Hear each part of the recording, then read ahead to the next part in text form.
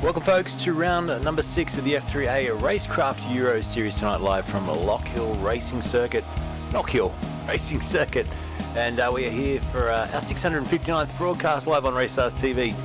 And once again with this fantastic F3A Series powered by FRG. Thanks to all the lovely sponsors at the start too, including lovely stickers and Racecraft simulations. Shots, of course. And great to have VRS on board with tonight's code word being HAGGIS. So get into that competition. It is fantastic. I'm joined once again by the wonderful Dave Roberts. Welcome back, mate. And gee whiz, it's good to have you back in here with us. Mate, good evening. Good evening. Is it Luke or is it Nuke? Nuke. It's Nuke at Knockhill, isn't it? Mate, it's good to be back. I wasn't sure I was going to make it tonight, but I'm here. Yeah, I'm on the mend. Fantastic, mate. And it's great to see many well wishes for you last week and the week before. And you know, tuning in to watch. We loved having you there in spirit and also on the stream for a moment or two. And mate, this is an interesting circuit. We've got a smallish field for the silver server tonight. Obviously we'll have the 40 of the best for the gold a little bit later on, but tonight kicking off this first 35-minute sprint race, only 12 or 13 cars rocking up, so it's going to be tight out there. It's a tricky circuit. What do you think's kept a few of them away tonight? Well, I think they sort of feel there's going to be a bit of carnage, but I think it's a really flowing track. They've run F3 here for years. If they think this is bad, they should go and watch the 35-car Porsche Super Cup field race around here. Then they know what carnage really is. But it's a super circuit. It's really flowing. Lots of blind corners, over crests. You just gotta believe in yourself and throw it over the hills. And it's a great track. It's a real little bull ring, real tough place. And it's not going to be easy, but I reckon whoever finishes tonight towards the front is going to have a big smile on their face and say they really achieved something. Yeah, the weather's throwing something in the mix too. It's very cloudy out there, very foggy, very ruin his fog. Very English. 23 degrees track temp, 21 degrees ambient. So yeah, it's cold out there. 10:30 around roughly the time in the morning that this simulation is built around. So how will that affect the cars? It's a cold track out there, obviously plenty of grip, but you're going to need it here. Look at that as we see Brian Cooper in the wall. Yeah, so Knockhill's in Scotland, that's why there's fog. There you go. And that's why you can't see any trees either. Oh, there are trees. Oh, look at that. Because I was in Scotland a while ago and my mate over there said, I said, we're driving out through Scotland. He said to him, I said, there's not a tree on any of the hills. He said, we cut them all down to keep warm, you idiot. Someone's just written in the chat there, a bit foggy, isn't it? Yeah, no, I think it's good. That's the atmosphere. That's what, I haven't been to Knockhill, but I've got a couple of mates who race at Knockhill, and this is the ambience of the place. It's cold, and it gets a bit foggy in the hollow, and it's awesome. It's good. Seeing a lot of drivers struggle to keep it on the track, and sideways action there for Asher Henley as well. So obviously it's going to take a bit of skill. We're just hitting qualifying now, so well, qualifying just running down. You can see the clock coming down to the end now. Gavin Nins is sitting on pole at the moment over Tyrone Swanepoel, and then Brian Cooper and Asher Hanley. It's a short lap too, isn't it? Look at that as we come into the last 15 minutes of quali. 43 seconds to get around this place, so and a lock up there from Swanepoel as he just pinches the brake and then goes right out, almost puts a wheel on the dirt to finish his lap. Not seeing any purple sectors, so checker flag drops now on quali as well. This is a good little precursor to the main event, because the gold, she's going to have 40 of the fastest guys in it. 40 guys on track in the 43-second lap. So there you go. Yeah, it's going to be crazy. There's a shot for sure from the blimp showing plenty of fog out there. It's not as bad as the one Rue gave me at Twin Rings, I think it was, when I couldn't see a thing. But this one tonight, at least we can see through the fog slightly. But a challenge for the drivers. This is what it looks like from the driver's seat. If you have a quick look on board. So it's not too bad when you get down to ground level. Much obviously exaggerated from up above with the cameras, but from ground level, the vision out there is pretty good. The thing is, there's not a lot of corners here. So you've got the turn 1, 2, 3 session sort of set. Then you got turn 4, 5, the little flip flop over the crest of the blind crest of the hill. Then you got the next right hander. Yep. And then the one onto the main straight. So you've got like five little corner sets. So there's a lot off tracks because every one of them's got to count. That's not right. Like a lot of tracks where you make a mistake on one, you make it up on the other 7. Yeah, here there's only 5. You make a mistake on one, you're nowhere. Well, let's take it to the grid, Dave, because it's a short grid to get through, but starting from pole position, as you said before, Gavin Nins gets himself pole position tonight for Sandgroper Sim Racing with a 43.688 second lap. Ty Swanepoel for Think Red Racing will start out of P2 alongside him as we see Rue just doing his welcome, or hear Rue doing his welcome. Let me just turn that down slightly. Second row of the grid, Brian Cooper, Tanked SRT, good to see him up there. P3 on the grid, Asher Henley starts alongside him. Julian George starting from P5 tonight on the grid. He'll be alongside Ben Arthur, so a couple of good competitors there. There's your top six. Then Lockie Taylor for 75 Sim Sports starts off the fourth row, seventh position on the grid. Brad Hudson alongside him for JWM eMotorsports, about 0.5 of a second covering that top eight. Gary Goodeve then out of ninth place with Ben Johansson, your top 10, the first of the Racecraft simulations cars, 1.4 seconds off the pace there in P10. Then it's Andrew Lachlan starting down there for Racecraft in 11th place, and alongside him Lucas Burt, Old Mates and Sons eSports team, starting out at P12. We've got Lockie Capel sitting back in the safety car, probably a track we would expect to see the safety car needed at some point tonight. But there you go, there's a look as they crest the hill at this very interesting starting line. You're sort of starting over the crest of the hill, yeah? Yeah, you're starting right on the crest of the hill, so the guys at the back got a bit of an uphill start. Righto, so we've got a little bit of time just to wait here. The clock counting down, and it's a 35-minute race, which will obviously kick off that time of war restart. I've actually changed a few things here with the broadcast this week. You can see it's a countdown timer now, because with these times, certain races, instead of counting up to 35 minutes, that will reset when we go green. It will count down from 35, so it's a bit of a downward count, which will confuse everyone for the first few times of watching. But yeah, just had a little bit of time over the weekend and a little bit of energy to try and improve a few little things. So watch out for some new tricks and treats. Cool. So I like new tricks and treats. Yeah, here's a shot from the pole sitter looking back. You've got the Tanked SRT car right behind him, and that is Brian Cooper. Now, I guess this is 12 cars on the grid. This is a perfect opportunity for a few of these drivers to claim some good points and, in a small field, move their way up the championship. Yeah, like, let's face it, if you don't finish in the top 10, you're going to be disappointed, aren't you? As Steve Consider says, should have raced, would have been guaranteed top 15. Guaranteed top 12 if you had a race tonight. But g'day to everyone. That's Brewer74, Sher, Curb Your Enthusiasm, who's here as well. Hello. Keith Logan, Stephen Considers, and Graham Ellis. Welcome aboard tonight. Welcome everyone watching via Facebook, Twitch, and YouTube. Make sure you give us a subscribe on our new YouTube channel, RSTVAU. As we get set now, with a couple of seconds to go, we'll hear the revs rise here, and Gavin Nins has the pole position. He has the run down to one, and let's hope he does it cleanly. The Sandgroper Sim Racing team, they deserve a good result tonight. He's put on pole. That's the first tick in the book. Let's get racing here at Knockhill for round number 6 of the F3A Season 12 series, and we're away nicely. Look at that fog in the background as they rev their engines and get off the line nice and cleanly. No wheel spin, and so far so good. A good run down towards turn 1. They sweep through the corner and into this little kink. Oh, there's a hit in the back there that's taken a few cars out. In fact, we've got 4 or 5. This is what I was fearing, Dave, to see 4 or 5 cars speared off on the opening lap. Yeah, they look to me all pretty straight, though. I think they'll all get back on the road. I'm guessing... Swanepoel's have gone around 2. He's moving. So I think we'll get away without a safety car at this point in time from that, Luke. Yeah, there'll be some disappointment there, and probably, look at these 16 seconds back to Lachlan already, P1 to P12, so the field spread massive in the opening lap. Yep.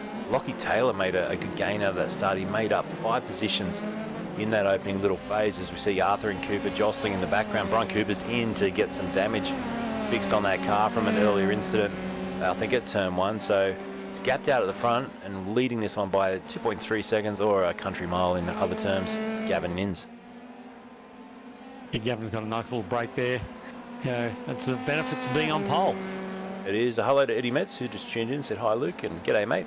Hope you're doing well and welcome to the broadcast tonight. So good to see Eddie on here. He's got his race cars hopefully out on the track these days and turning some wheels. Oh, we've got one running a bit wide there again in the background. Hudson off.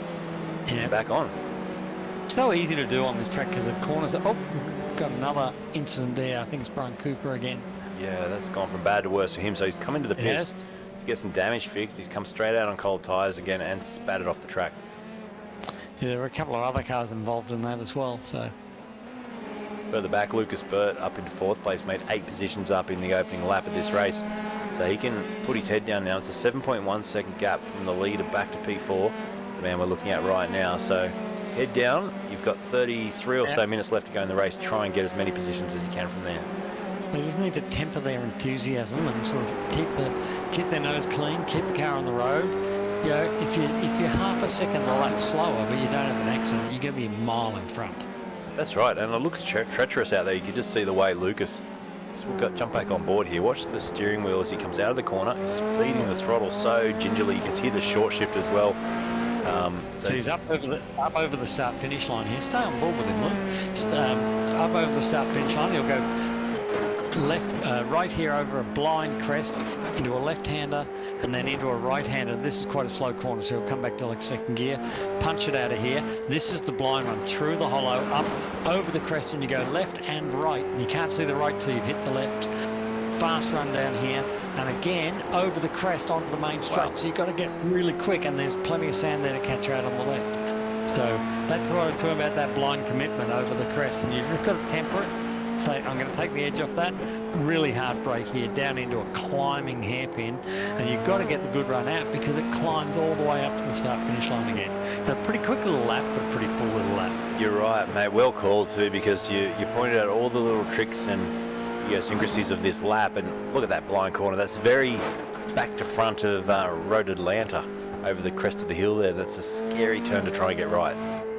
I was watching Rue Belt around here in the new Formula Ford that was released last week on the weekend, and he was chasing Richie Stanaway was in his race with him, and they were having great fun. And look, every time I looked at Rue, he was pointed the wrong way, but I could hear his grin on his face. He would have had He was having a ball. Yeah, he was having a ball. That's what it's about, isn't it? And another car off the track there. Lachlan goes for an excursion.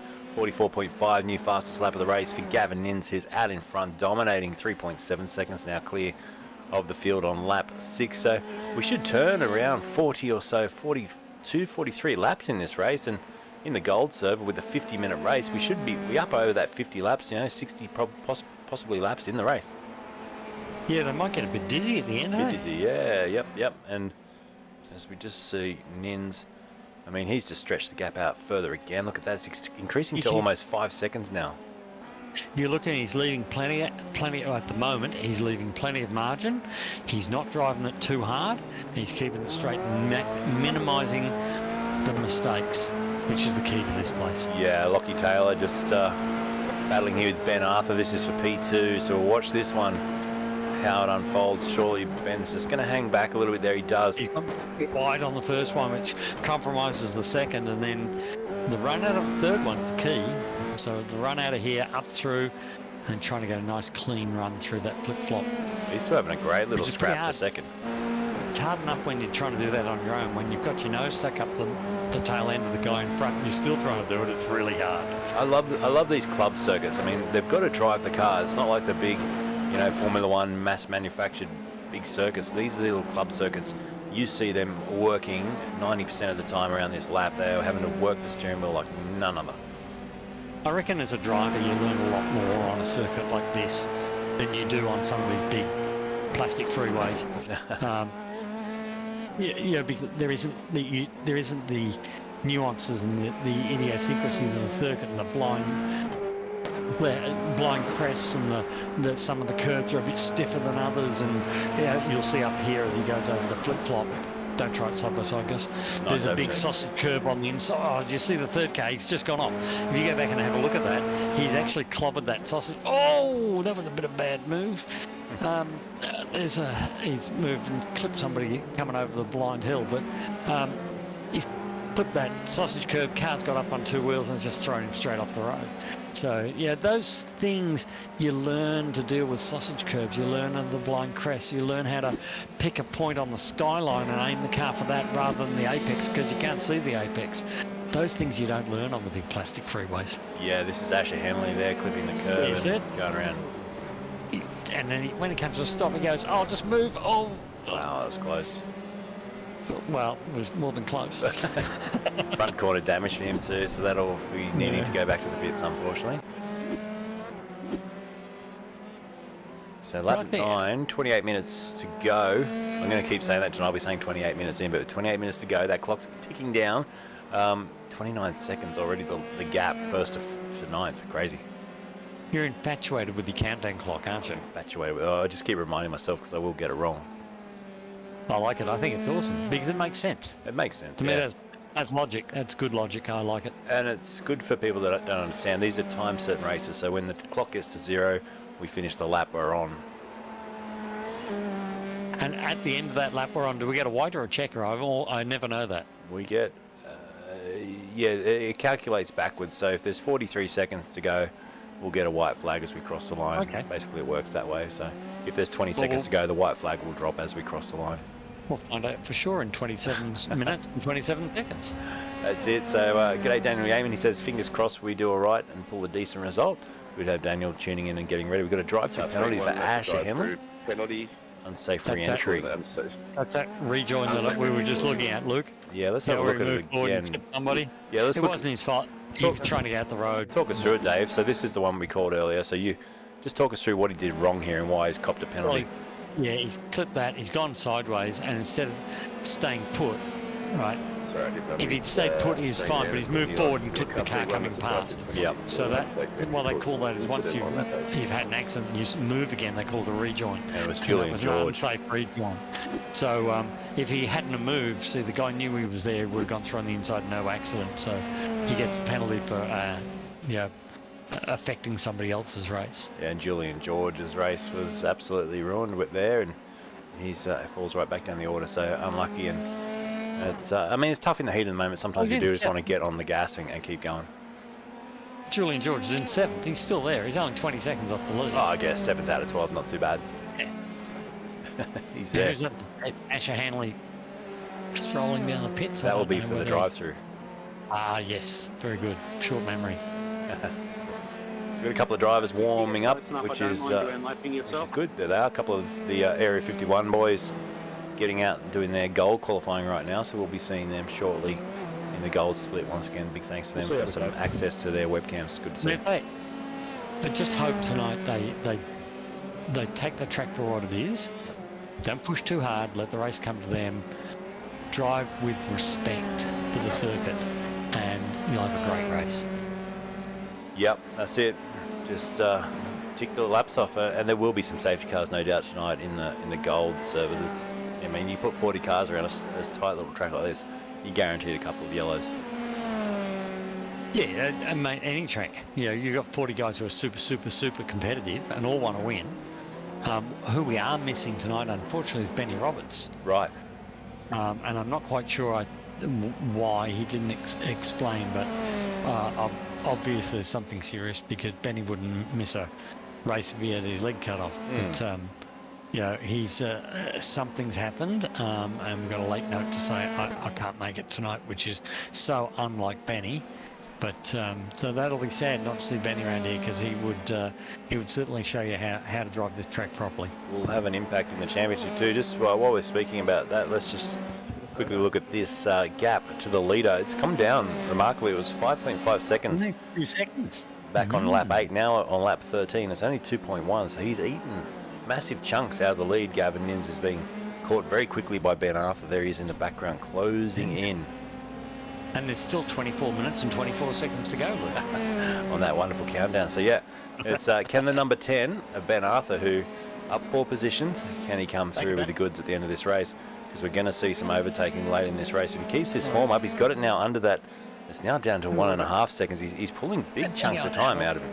Let me go and have a look at the time. So Benny's last lap was a 44.275, and Gavin Nins's last lap was 44.275, and Gavin Nins was at 44.7. So he's pulling about half a second a lap out of Gavin at the moment. Yeah, decent. Let's have a quick look at the lap times over the last 5 or 6 laps, and you can just see, you're right, dead on the money. 6/10 on the previous lap, and then 4/10 on the last lap. Now he's just got another 4/10. Lap 11, lap 12. Yeah, big big chunks. A second. So, big chunks. Obviously, Ben's found a little bit of rhythm out there. He's got his tyres up to temperature, and he's feeling quite confident. And it is about finding that rhythm. And Gavin's probably in the lead and driving a little cautious. There's nothing wrong with that either. But that lead is disappearing fast.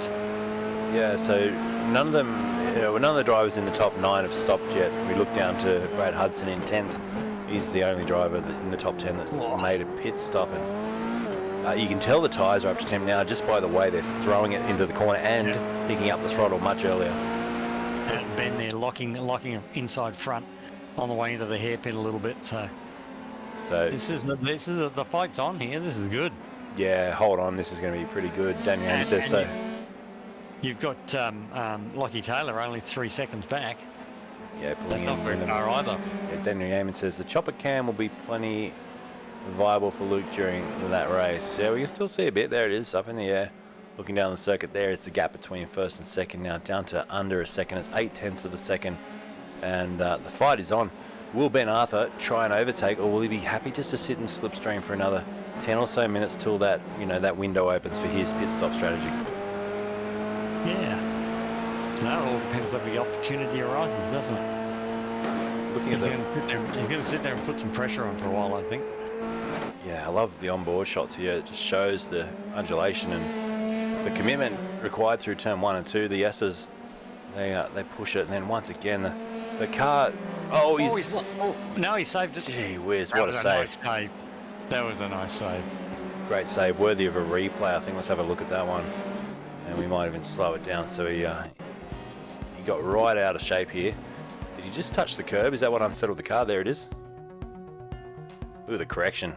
Yeah, definitely a bit of a brown trouser moment, that one. Great car control. That's, 9 out of 10 of us would put that in the fence. Maybe 8. Well, maybe, I think 1 out of 2 of us would put it in the fence, and I'd be the one sticking it in the fence. Oh, that's funny.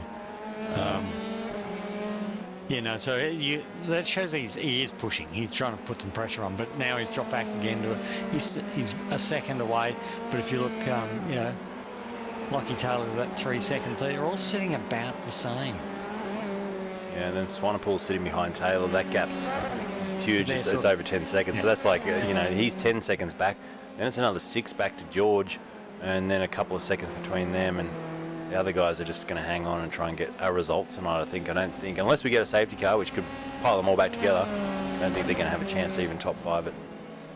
I think Gold's going to be interesting because the lap cars are going to be an issue. But that'll be good. Traffic management is all part of the game. Yep, it is. And I think in gold, we're definitely going to see someone in the top 10 or 15 maybe just go straight into the pits, get their pit stop out of the way and try for that sort of strategy tonight on a track like this. Yep, I would. I think that's what I would be looking at doing. And try and get the tyres up nice and hot and keep them hot. Oh, that's a big dive from Ben Arthur in second there. He's really late on the brakes down into that hairpin. He's within half a second now too. So the toe in one of these F3 cars is pretty strong once you get this close.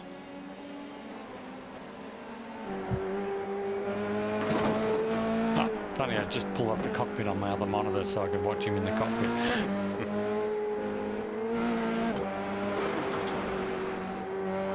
Oh, he's wide again. He gets right up onto the back of Nins, and then he makes these little errors, Ben, and it's costly. Yeah. That's where he needs to maybe just hold himself back a little bit here. He's just cost himself over a second.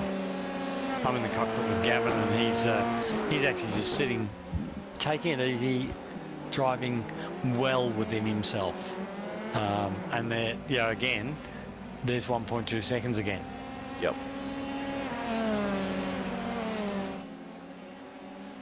And Nins will be all over that. He'll be seeing this effect of him coming up behind him, then disappearing again. So he's making errors, this guy. I'm just going to keep to my rhythm, and I should be able to prevail here.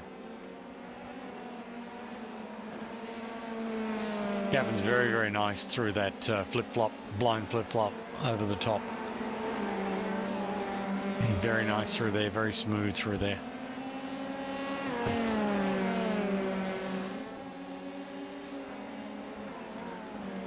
Good to see Daniel Yeaman back with us tonight as well. He'll be currently warming up, and there he is behind the chair, behind the mic, getting himself set, obviously qualifying. and we might even get a chance to chat with him later during the race. But there he is, gives us a little wave so he knows he's on the stream. And you know, it's good to have him back. He's a quality racer. I wouldn't half bet that he's not in the top couple tonight, maybe even a top 3 finish, if not a win for this bloke. Yeah, he's certainly got what it takes to win around here. I think because it's not just driving fast, you need a bit of a brain to win around here as well. And Dan's a good racer. He understands understands more than just driving, but what it takes to put together a race. So, yeah. Whoa, that's a big dive under brakes again from... Another big dive, and Gavin Ninz's teammate, who's in gold tonight, there he is, also getting himself set for some racing, but we've got to move on the track live, and it's going to be Arthur having a look, and it doesn't happen just yet. This is where he's got to be careful not to throw it off the road again. He's done this 2 or 3 times now, gets right up onto the back of Ninz, applies some pressure as Swanepoel does in the fastest lap of the race, and then he drops it, Ben Arthur, and he's got to just stay here in this position now, keep the pressure on, and force Gavin Ninz into a mistake. Oh, see, once again, out of shape. Yep. He's got to get that run onto this straight and come out of here right on the tail of Gavin in front, because the place he can do him is under brakes at the end here. Glowing front red discs. It's massive brake forces at that hairpin. He's got to be close enough to make the move. He can't do it from a distance back. He's also in perfect undercut position too. He's got more probably track speed. He could jump in the pits now and then try and, you know, jump Gavin on the pit stop. That's probably a smarter thing to do. Come out in a bit of clean air. I mean, it's such a tight track to get an overtake on.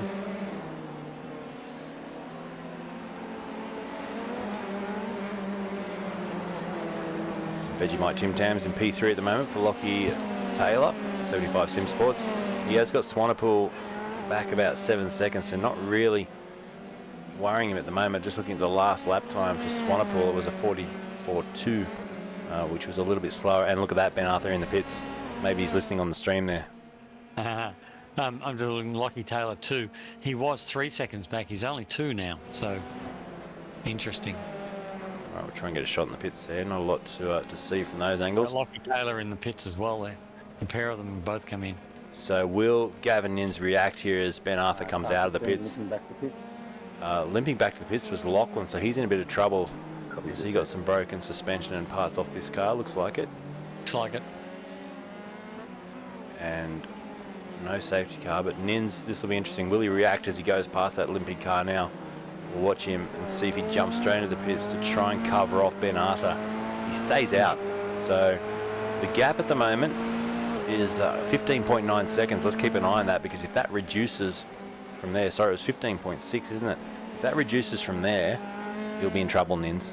The sun comes out. Hello. No, not possible. It's Scotland. It's definitely sunny. It's got sunny. Yeah, there's a bit of sun. So I've got Ben Arthur's on board in my second monitor here, and he's got bright green gloves on, and they're glowing in the sun.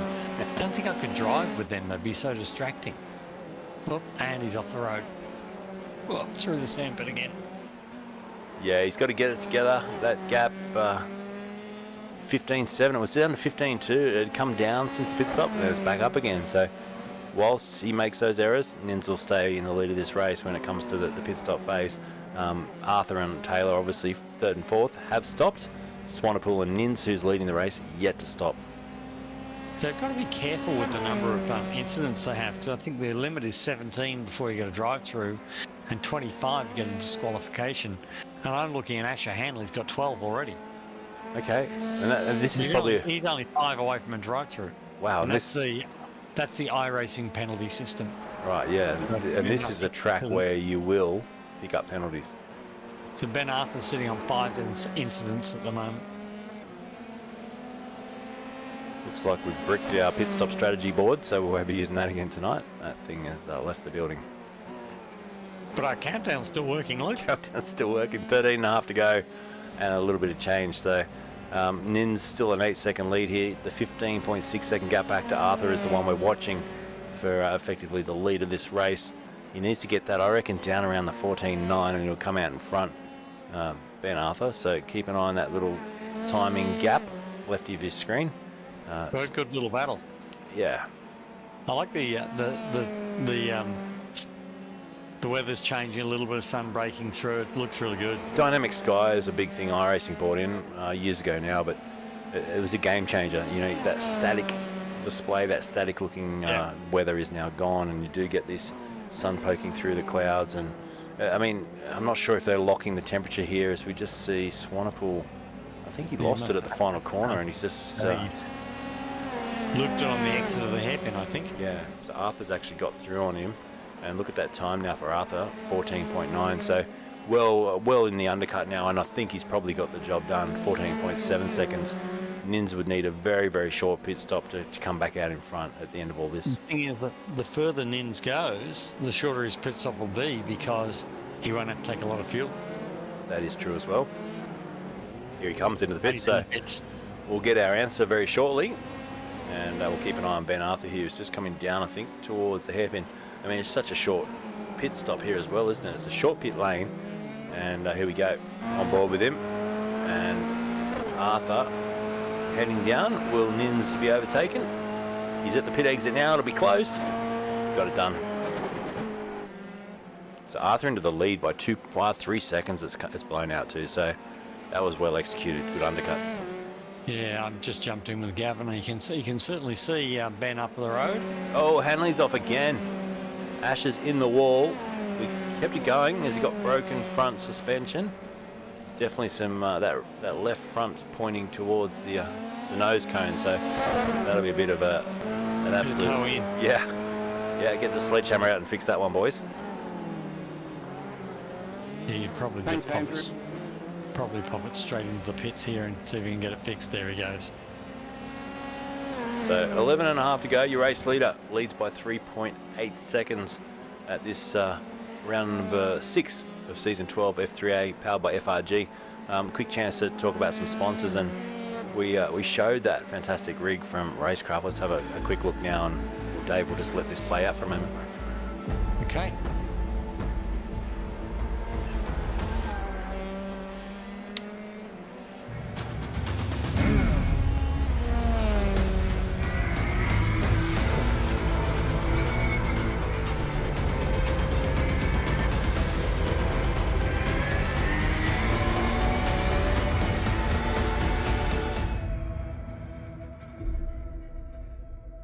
So a brand new rig from Racecraft Simulations. What a ripper too. Love to have that sitting in the living room. So big thanks to them for being on board, and of course lovely stickers, giving us that prize pool with well, I shouldn't say prize pool, it's a discount code.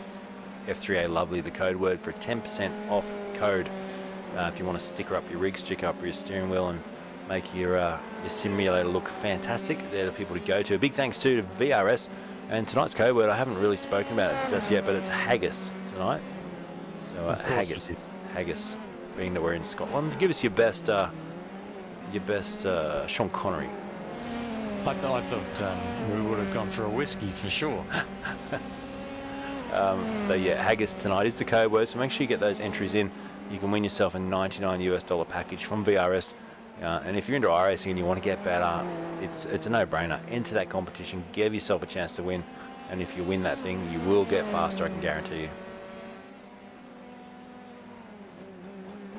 So a quick look at the competition entries now, and Chris Barnes and Bailey Evans, a couple of drivers that have put their names in for that competition already tonight. So keep those names popping in. Hudson, P8, already down a lap, so our leader has lapped everyone now up to 8th position.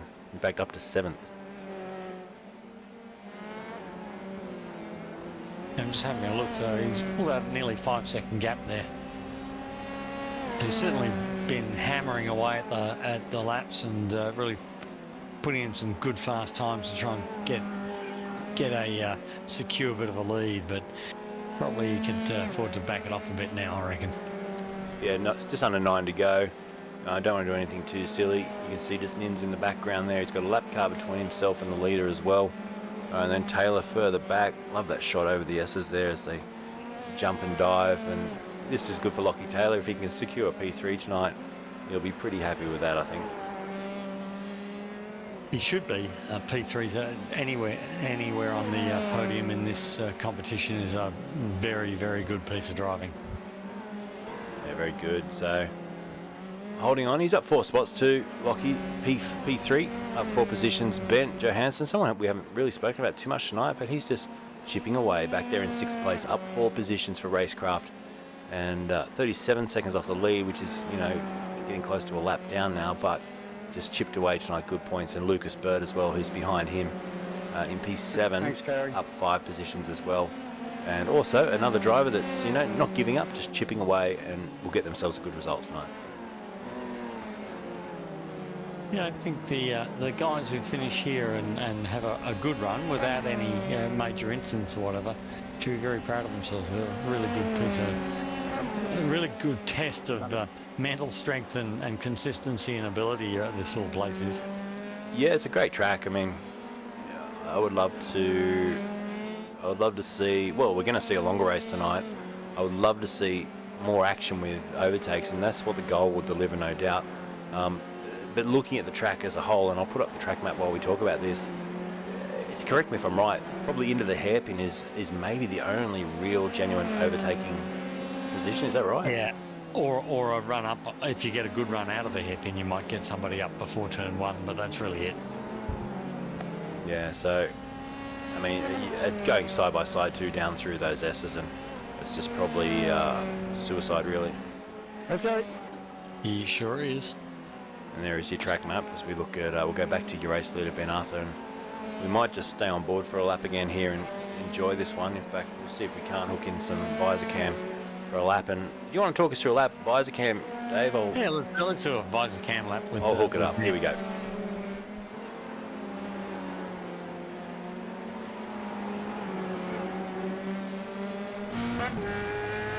Right, so we're heading down the main straight down towards the hairpin here.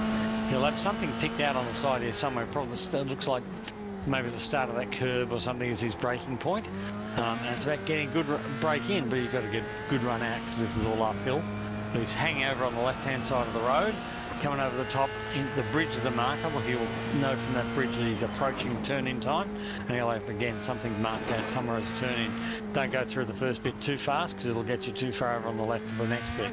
So you've got to temper your enthusiasm through the 3 corners. Here's that beautiful blind crest over the top. Try and stay out of the kitty litter on the left-hand side. And the same here over the top. The camber sort of falls away, and the kitty litter comes towards you. So you got to try and balance the two. A little bit of grip in the middle. You come down, keep going on the road, and we're back down to that hairpin again. Okay. And he's just let someone through there on the inside, which is quite interesting. Thanks, mate. That was a lap car, wasn't it? Yeah, I think he's let a lap car through. So he doesn't want to fight that fight. He's going to sit behind the lap car a bit and save a bit of fuel here. I think that was Brad Hudson. It was. So Brad Hudson just up the road, obviously showing a little bit more speed in the late stages of the race. Yep, and Ben's just cruising and trying to keep it on the road. I don't know where he's at with... So blanket approval to tow from here on in, blanket approval. He's only got 6 incidents, so he's not under threat. He just wants to keep it straight and keep it out of kitty litter. Gavin Innes sitting back in P2 as well. I mean, is there any chance, I'm just watching that time to Nins is coming down quite quickly as well. Is there any chance Arthur here is in some fuel problem as Lockie Taylor just went into the back of Gavin Nins for P2? Taylor just clobbered the back of Nins.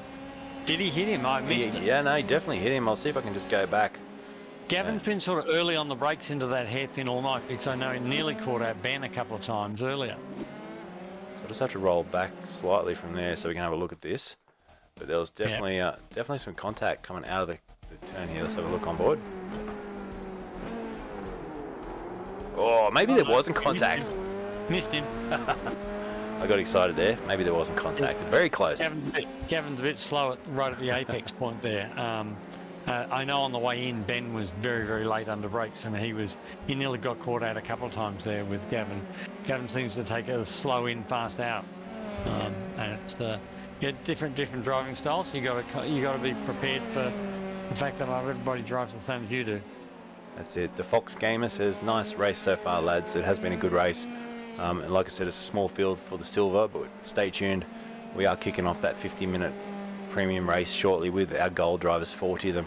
We'll take to this Knockhill circuit, and hold your breath for that one. I'm holding my breath for the first lap of that race. Will we see an early safety car? Will we see some weird strategies or people trying to try something completely different tonight to just gain an advantage? And I don't know. I'm excited about that one. This one's pretty much run and done now, I think.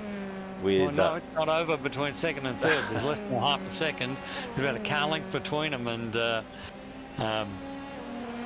Lockie Taylor's all over the back of Gavin Nins. He's trying everything. He wants the bit taller step than third. I like it. Late charge. You sure there's not some damage on the nose of that car? There's a bit of a white smudge. No, I think it's a sticker of some kind. I'm still thinking there was some contact, but maybe there wasn't. Sure thinks I just love the crash as well. I don't mind it, the odd crash. In SimWorld, of course. Yeah, I hate seeing lovely motor cars bent. Otherwise, yeah. This looks like an ostrich. I think we've talked about this many moons ago. It's an ostrich or an emu or something on the front of that car. Look at that. It looks like an emu to me. Reckon it can run the pants off a kangaroo, that thing? So no. Two and a bit minutes to go. You can sniff out a Nins, I reckon. So he's here, he's just trying to get a little bit of momentum. If Gav makes one little mistake or one that gets a little bit wide in the dirt or whatever, he'll be onto him. And if you can get the run out of here, which you can see he's trying really hard to get the run out of there, if you can get the run out of there, he'll be straight down the inside into the hairpin. Not close enough again this lap though. No. And there was Gavin's a lock-up. making sure of his exits. Yeah. Was it Nins that locked the brake there? There was a bit of smoke down into the final corner. Yep. So 2 to go. Gavin's making sure his car is straight on the exits and he gets a decent run out. He doesn't care where. That's a big throw at it. Taylor's like a missile down through that S. Yeah. He's gone wide there. He's on the dirt. Yep. He's thrown it away, and that gap's just going to blow out now. He's lost momentum. Yep. 2 seconds gone, and there's a lap to go. Yeah, that could be it. I think is your race leader with under a minute to go shortly, and he'll get. You know what? He'll have to probably do 2 more laps here with a 43-minute lap time. They'll get the white flag, not on this lap, on the one after. So we haven't even had a safety car, Luke. We haven't. There you go. So 2 laps to go in this race.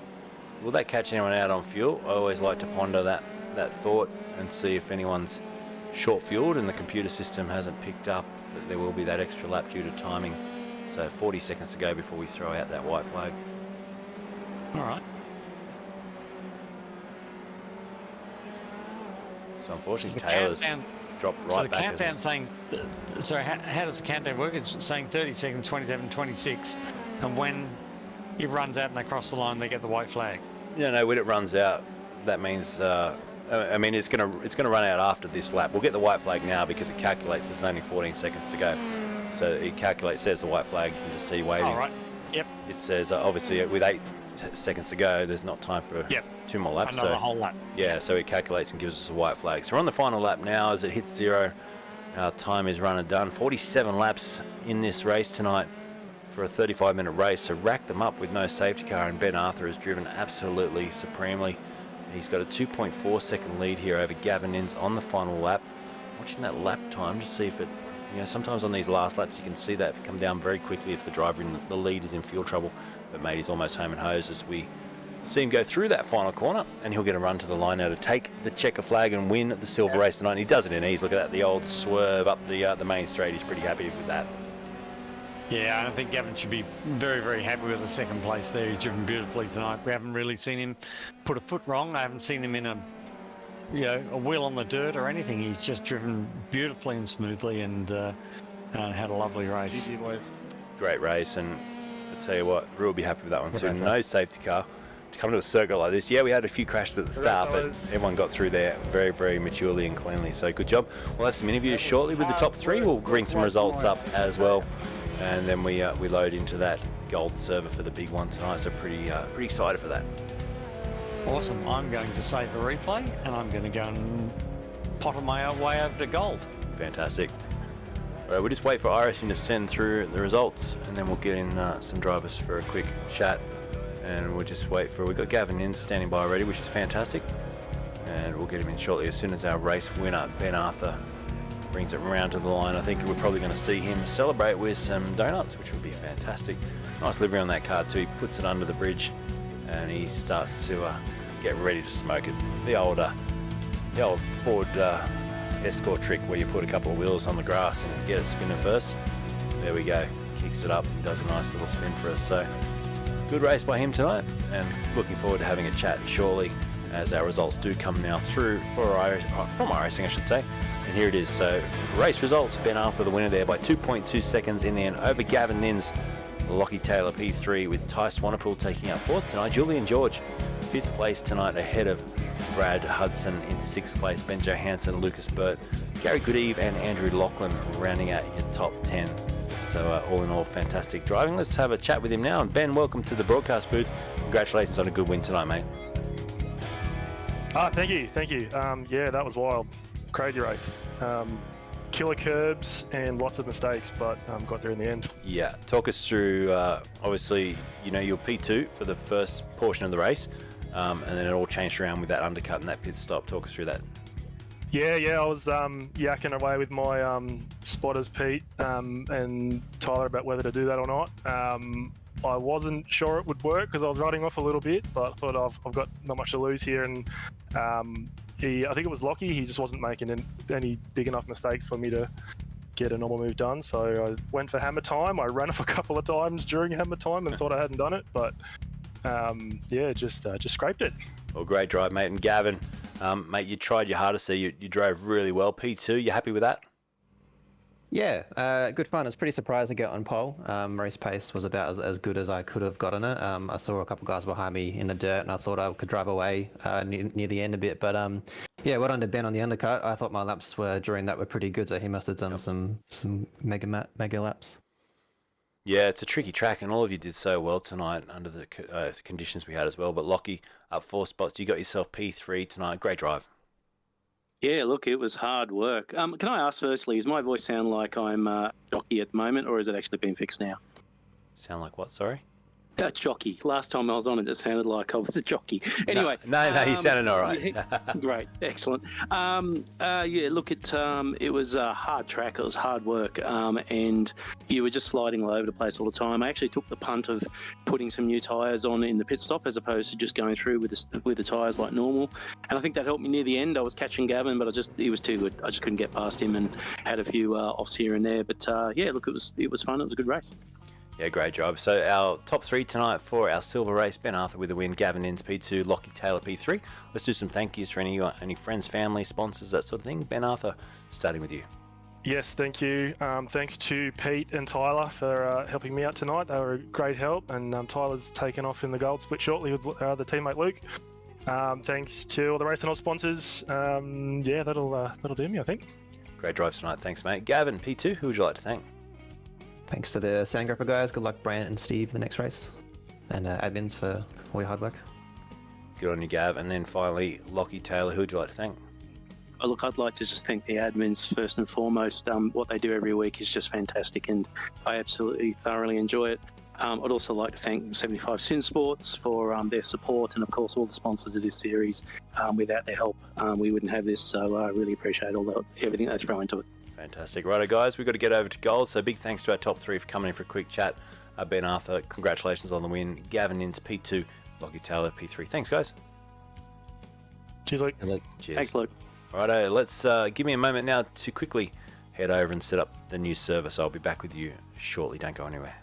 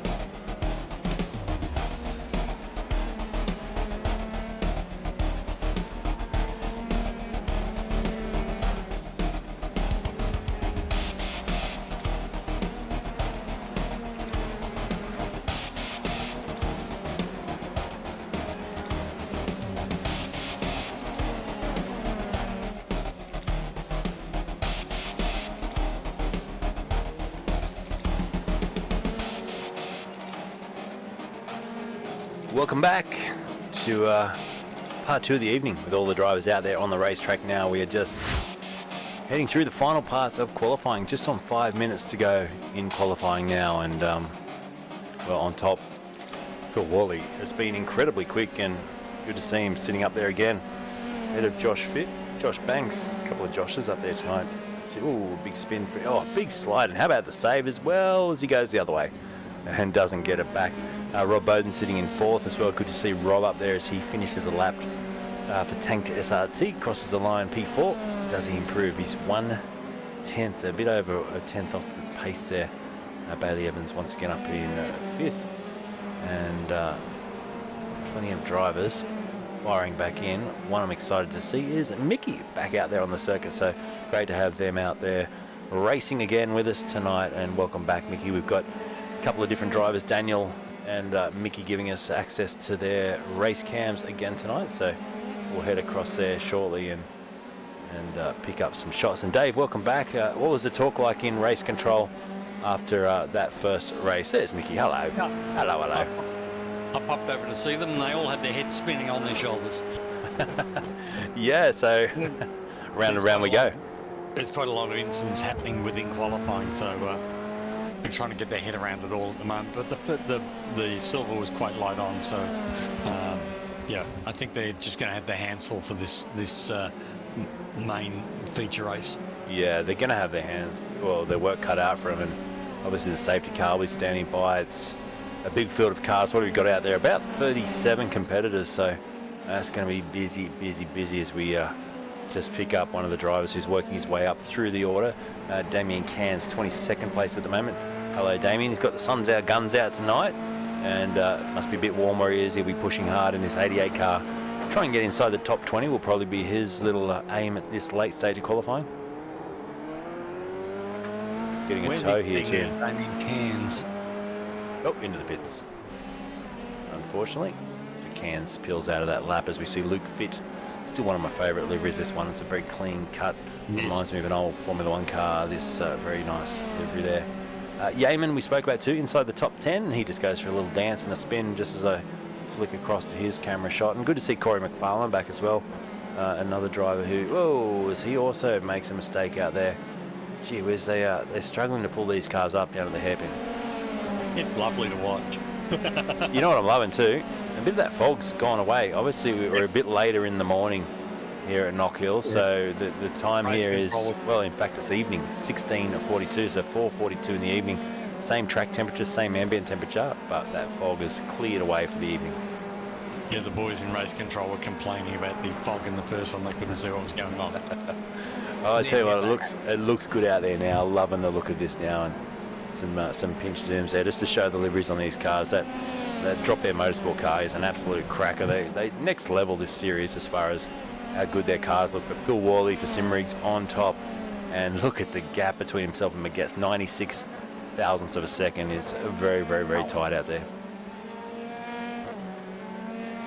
It's a busy track for qualifying too. I know a lot of series would go to a lone qualifying for this sort of thing. I love that F3A don't. They make them get out there on the track like you would in the real world and try and fight for position. And that's what it's all about to me. And I don't want to dish other series that do this, but lone qualifying to me is the most boring thing in sim racing.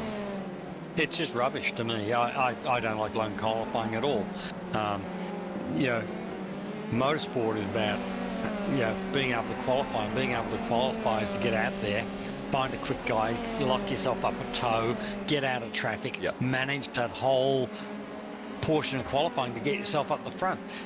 You know, that's what you have to do. And whether you're in F1 or F2 or F3 or whatever, in the real world, you have to do that. Oh! Don't go everyone off the road, one at a time. Here's your little go. They did that once in Formula 1 and everyone got bored. Yeah, that's right. Yep, no, it's true, and like I said, it's something I love about this series. They chuck them all out there, fight for your space of track, and then fight for your place. And we're seeing Bailey Evans now, P3, getting hounded by one of the drop bear cars in this late qualifying. It might be Yeaman, is it? Just sneaking through, it is Daniel Yeaman up to 5th now.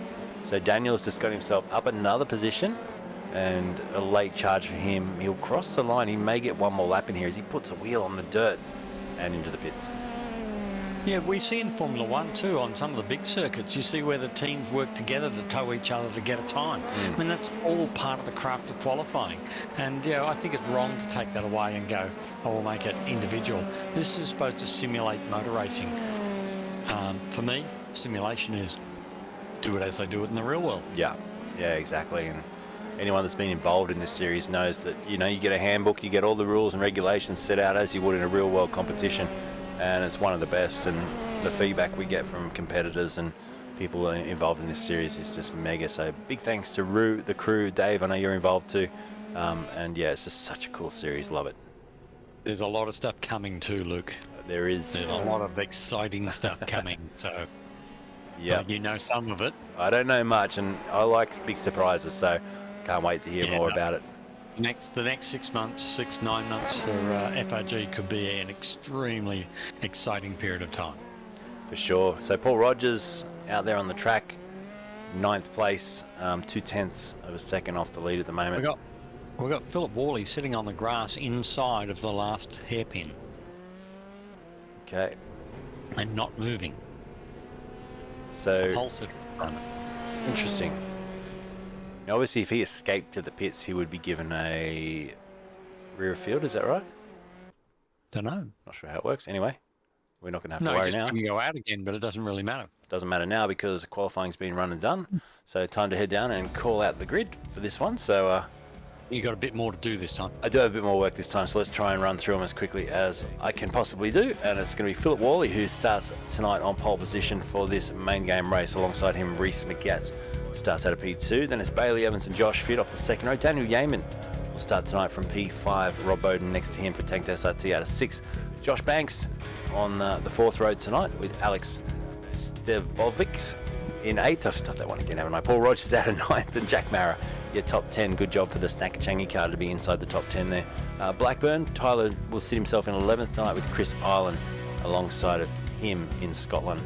As we head to the next row of the grid and across the page, it'll be Brad Wooten sitting in 13th tonight. Next to him, Ben Brazier will be in 14th. Alex Court and Corey McFarlane rounds out the top 16. Lee Hardy will be in 17th tonight. Marcus Kaniska, Anthony Mazoka, in 19th. And Nick Buttrill, your top 20 for the W Area 51 Sim Sports team. Luke Fitt will fit into 21st place tonight with Gus Cirillo alongside him. John Nikoloff out of 23rd with Trent Gossley 24th on the grid. We'll see a heap of Speedway drivers here tonight. It's good. 25th, Darian Cairns, and then it's Luke Heaton out of 26. Kalen Arthur and Chris Barnes, the top 28 with Bajan and Will Ryan, your top 30. Tiago, way back in 31st place tonight with Brant Johnson alongside him. Mickey Rubok out of 33rd tonight with Jorgen Smith, 34th. Jared Steen, 35th. Lockie Capel in the safety car tonight will be at the back of the field, making sure everyone is well behaved. Don't crash into each other. And you've got Steve Fawns and Jason Merrifield way down the back. That is your starting grid order for this, our round 6 gold race tonight. Looking forward to it, Dave. Yeah, I was just listening to Rue's little briefing. I turned your voice down, listened to Rue briefing the grid. Main thing was going to be a lot of blue flags. Keep your wits. It's a long race. Don't have to win it in the first corner. Beware of that chicane up over the top of the hill in the back. It was a hot spot in the last race. So that was his basic tone of his briefing. So we'll see if they listen to him at all. About 45 seconds to go. No Benny Roberts tonight, Keith. Missing off the grid tonight. So shout out to Ben wherever you are tonight. Hope you're doing all right. And we look forward to having you back soon. But yeah, he'll be missed tonight. But it's a good opportunity for a few of the other drivers in this competition to try and leapfrog him and get some good points. Because after last week, Roberts was only leading the championship by just on 50 points. So Jack Mara, who's P10 on the grid tonight, if he gets a good result tonight, he may get right up there and get into Benny's face. Reece McGatz as well, who starts from P2 on the grid. He's less than 100 points off the lead, so he'll also be looking to try and capitalise on a night without Benny Roberts. We get set for a start here. 3 seconds to go. You'll hear the revs start to rise shortly, and we'll get underway for 50 minutes of racing here at Knockhill for the Gold Server, round number 6, F3A Series. Thanks to Racecraft Simulations, the rev rise, and we get set for a green light. And there's a jump start around the third row. Someone jumped. I think it was one of the Tanked SRT cars. It may have been Bowden. Someone did jump at the start, and they'll get a slap on the wrist about that one, and probably a drive-through penalty as we run down towards, oh, we got a big spin in the back. There's cars off all over the place, and a secondary impact as well as another car goes in to the side of the, I think it's Will Ryan who's spun around. Res control car 16. I didn't jump to start, but I got pushed off to start. Look at that. Just clear it. So that was Bowden. Yeah. Did you hear that? That was Bowden just saying Yeah, I did. he got pushed. He didn't jump to start, he got pushed. So did someone else jump behind him? We'll have to have a look at that when things settle down a bit. Go back and have a look. Yeaman. Looking at it. Yeaman's made a sensational start. He got up to third, and he's just grabbed second, and he's up into second on the road. He was very smart, held his line, took it a little steady on the way into the first corner, and while everyone was losing their line, drove right through the middle of a lot of them. Beautiful. Wow. How about Wally though? Way out in front.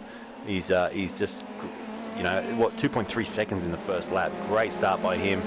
As we look back further, you can just see there is Bowden. So he's claiming to race control that, you know, he got pushed off the start, and obviously iRacing will give him an automatic black flag for that. But race control will review that, and they may clear that flag based on the fact that someone else has punted him. If they can, I'm not sure. Because an iRacing induced a penalty, I'm not sure. But if they can, they certainly will if they think it's... it looks like Alex Stelvix has come in and said, sorry mate, that was my bad. Here's Bowden off the start. So let's have a look at this. Bowden's stationary. Now what happens here? Here the revs rise, and here comes a car from behind and bump. Oh, so got hit. it was a number 8 car. Gave him a good clout from behind, and Number 8. not sure what was going on there. That was Alex. Number 8 is Alex Stelvix. Yeah, so So, he yes, it was. made a huge error at the start there. Mate, I've done it myself and go when the red goes on instead of goes off. Yeah. So obviously you feel a little bit silly at the time, but Daniel Yeaman will not be feeling silly at all. He's now starting to peg back that lead, and gee, these cars look good when they're in the hands of these guys that know how to drive them.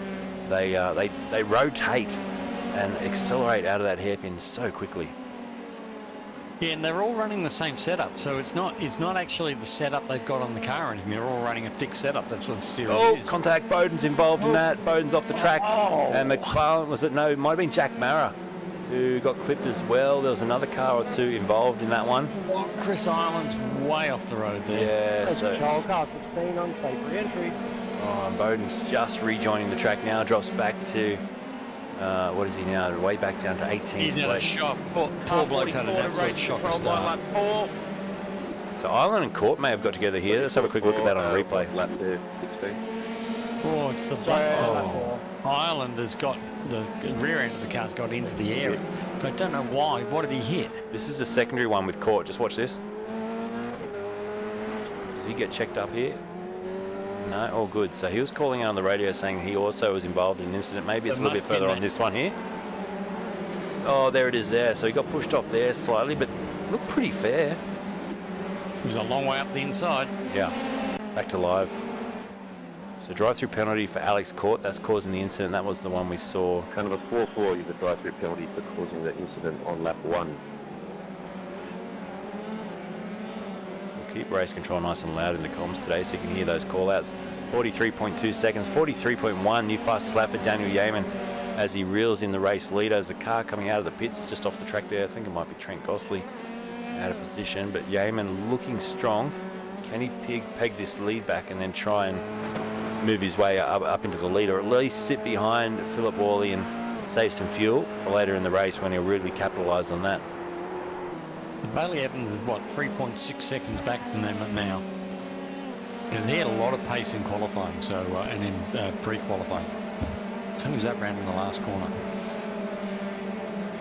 So camera there with Reebok on your screen, and also Cairns. Reebok working hard behind the wheel. They've done a good job to make up 12 spots to 21st, and chasing down Luke Heaton and Buttrell. There's a big cloud of smoke up front. You just got to hold on sometimes and hope that there's not someone spun around and continues to push. Well, it's Nick Buttrell just up the road as well. We'll have a look into some of these other webcams shortly. We do have a stack of them for this team, which is fantastic. And Jorgen Smith, Alex Court, Nick Buttrell and Scotty Bargen all in the same team.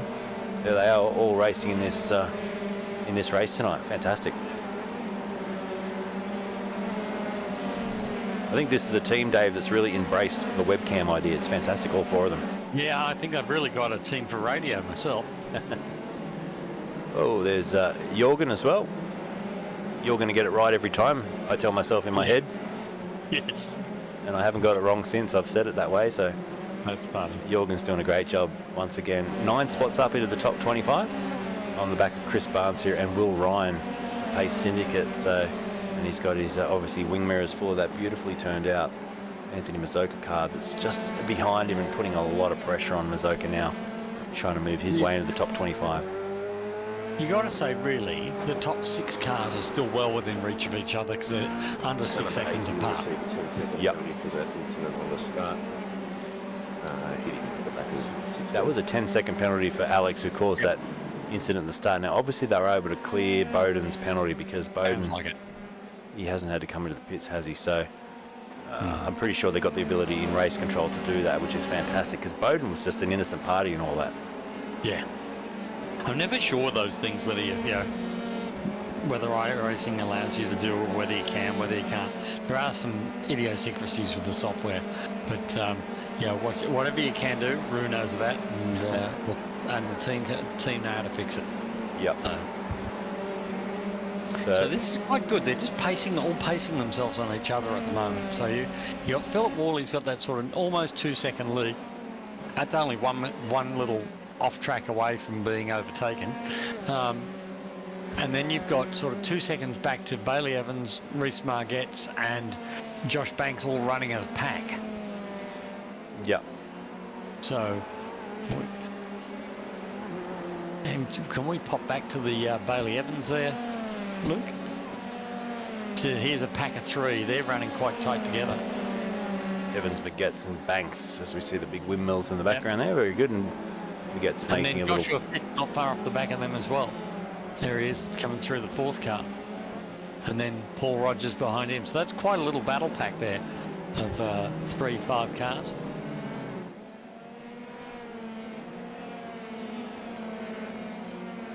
Cans down the pit straight. Beautifully turned out car. They've improved their livery too over the seasons, haven't they? That's the Blacktown Mazda Type N eSports car. Yeah.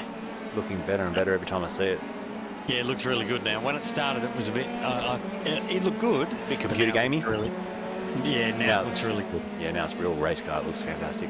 Yeah. So, yeah, 5.3, Paul Rogers, 9.7 off the lead. Then you got about a 4-second gap back to Corey McFarlane and Brad Woodman. New fastest lap of the race for Daniel Yeaman. He's on the charge now, 1.7 seconds. The gap. 1.8, trying to wheel that little bit of pressure in from behind. And at the same time, you got Phillips caught up behind a couple of lap cars, which won't necessarily be slow. They're only 40 seconds off the lead. Yeah, well, he's just wheeled in half a second on this lap, and that lap traffic is hurting Worley slightly. You can just see he gets past him now. We need to try and get past a couple of them in the next lap. Yeaman might get a better run at this because quite often, as we say, the guy leading the race wakes up the back markers, and then they say, oh, here comes the leaders, I better get out of their way. Yep. So it's interesting because and it's unfair to call them back markers because they're only 40 seconds off the lead, as I said. So true. But see, the trouble is, that's all a bit wild there, wow. wasn't it? And Wally was way out of shape. Wally was way out of shape too as he got past one of those drivers. Wow. So now we've got Dan Yeaman trying to get past. Who is that he's trying to pass? Is that? We'll have a quick look here. We'll bring up the battle box. It was Court, I think, who's way out of position. It was Alex Court, yeah. Sun glittering on their visors as they come up the front straight there. Well, the back marker there just had and I can call him a back marker because he's been lapped. And he's made a few lap car. Well, he's just had a challenge back at Yeaman. That was interesting to see. Yeaman would have had none of that. Eyebrows would have lifted, no doubt. But Dan certainly come out of that better because he's only about 0.9 of a second, but he's closed that gap to about half of what it was, and that's through the better management of that tail ender, but not really through his doing, just through, as you said, Philip Worley got there, woke the car up and went, oh God, I got 2 or 3, I better let him through. Yeah. So Yeoman dropped their motorsport. For those who don't know too, running the Beyond Blue on that car is in support of Beyond Blue, and they do raise money. Every victory they have, every little notch they make in their iRacing careers, they do throw a bit of cash towards Beyond Blue, which is fantastic. A question from Shed: Luke, do you think e-racing will ever include motorcycle racing? I think so. There's already some fantastic sims out there, or not sims, there's some fantastic games, I should say, because I don't think they've been able to simulate like we can with car racing yet, motorbikes, but man, there's some real realistic ones out there that look absolutely incredible. Yeah, I think the big thing is that with car racing is that, you know, you've got that opportunity where you've got a steering wheel in your hand, you've got pedals under your feet. The pedals feel like the real thing now. They've got load cells, and the harder you push, the harder they work. The force feedback gives you the whole road feel out of the thing, so they're very, very close to feeling like. But when I drove the Formula Ford on the weekend, the new one from iRacing, and compared it to my real Formula Ford, I sort of go, yeah, there's not a lot in there. So, you know, I'm missing that little bit of when you get in a real race car, the amount of shakes and rumbles and moves and battles around, you just do not underestimate how rough the ride is. But they're very, very, very, very similar. But if I go and play tennis in a simulation, I've got a Xbox controller. Yeah. I haven't got a racket. You know, golf is getting better because they've got the X-Golf simulators where you get there and you get your golf club out and you hit the ball and it's all measured. So that's pretty good. But motorcycling, the big concern is how do you know, they're all over this freaking bike, hanging off left, right, and centre, knees out. That's a pretty advanced piece of equipment that's going to give you the sensation of steering a motorcycle. Yeah, so well, I think that it will always be a little off motor car racing because of the interface. And that's the thing. I've got counter steer is something that you just cannot simulate that well in a motorbike simulator because obviously you can lean over, and I've played those arcade games where you just lean over to the side, but you just counter steer is what pushes the bike on its side. Yep. And the G-force is even more integral to the steering of the vehicle than it is in a car. Yep.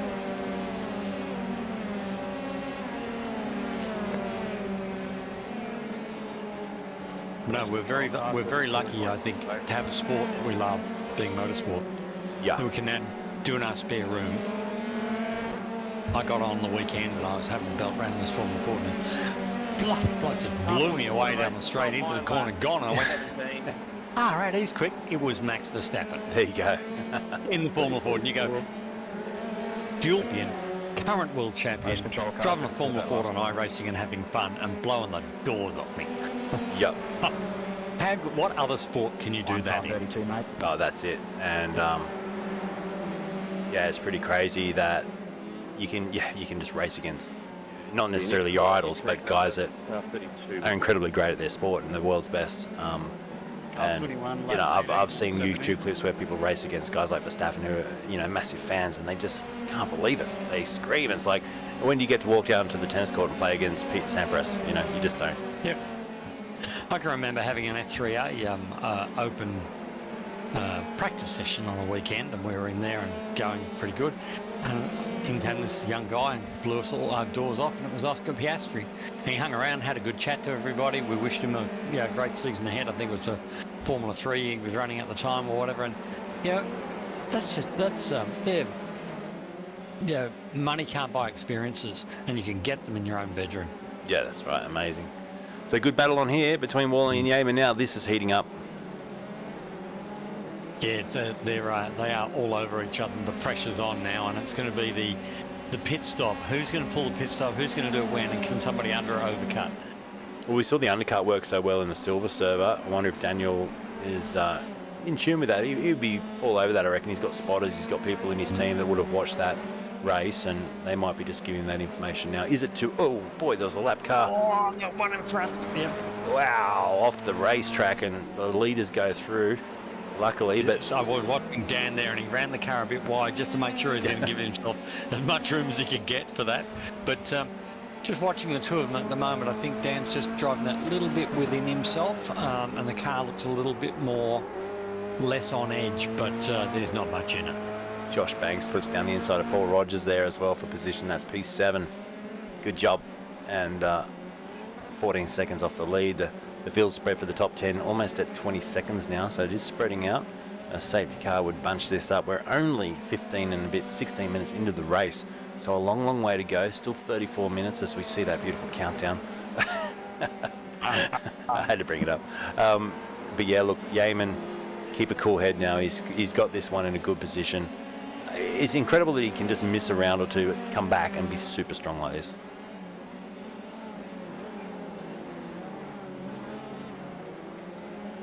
Christine Cairns also just pointed out that new livery as well. She said, shout out to Damien Cairns, sporting a new livery for Taipan. Looks mean.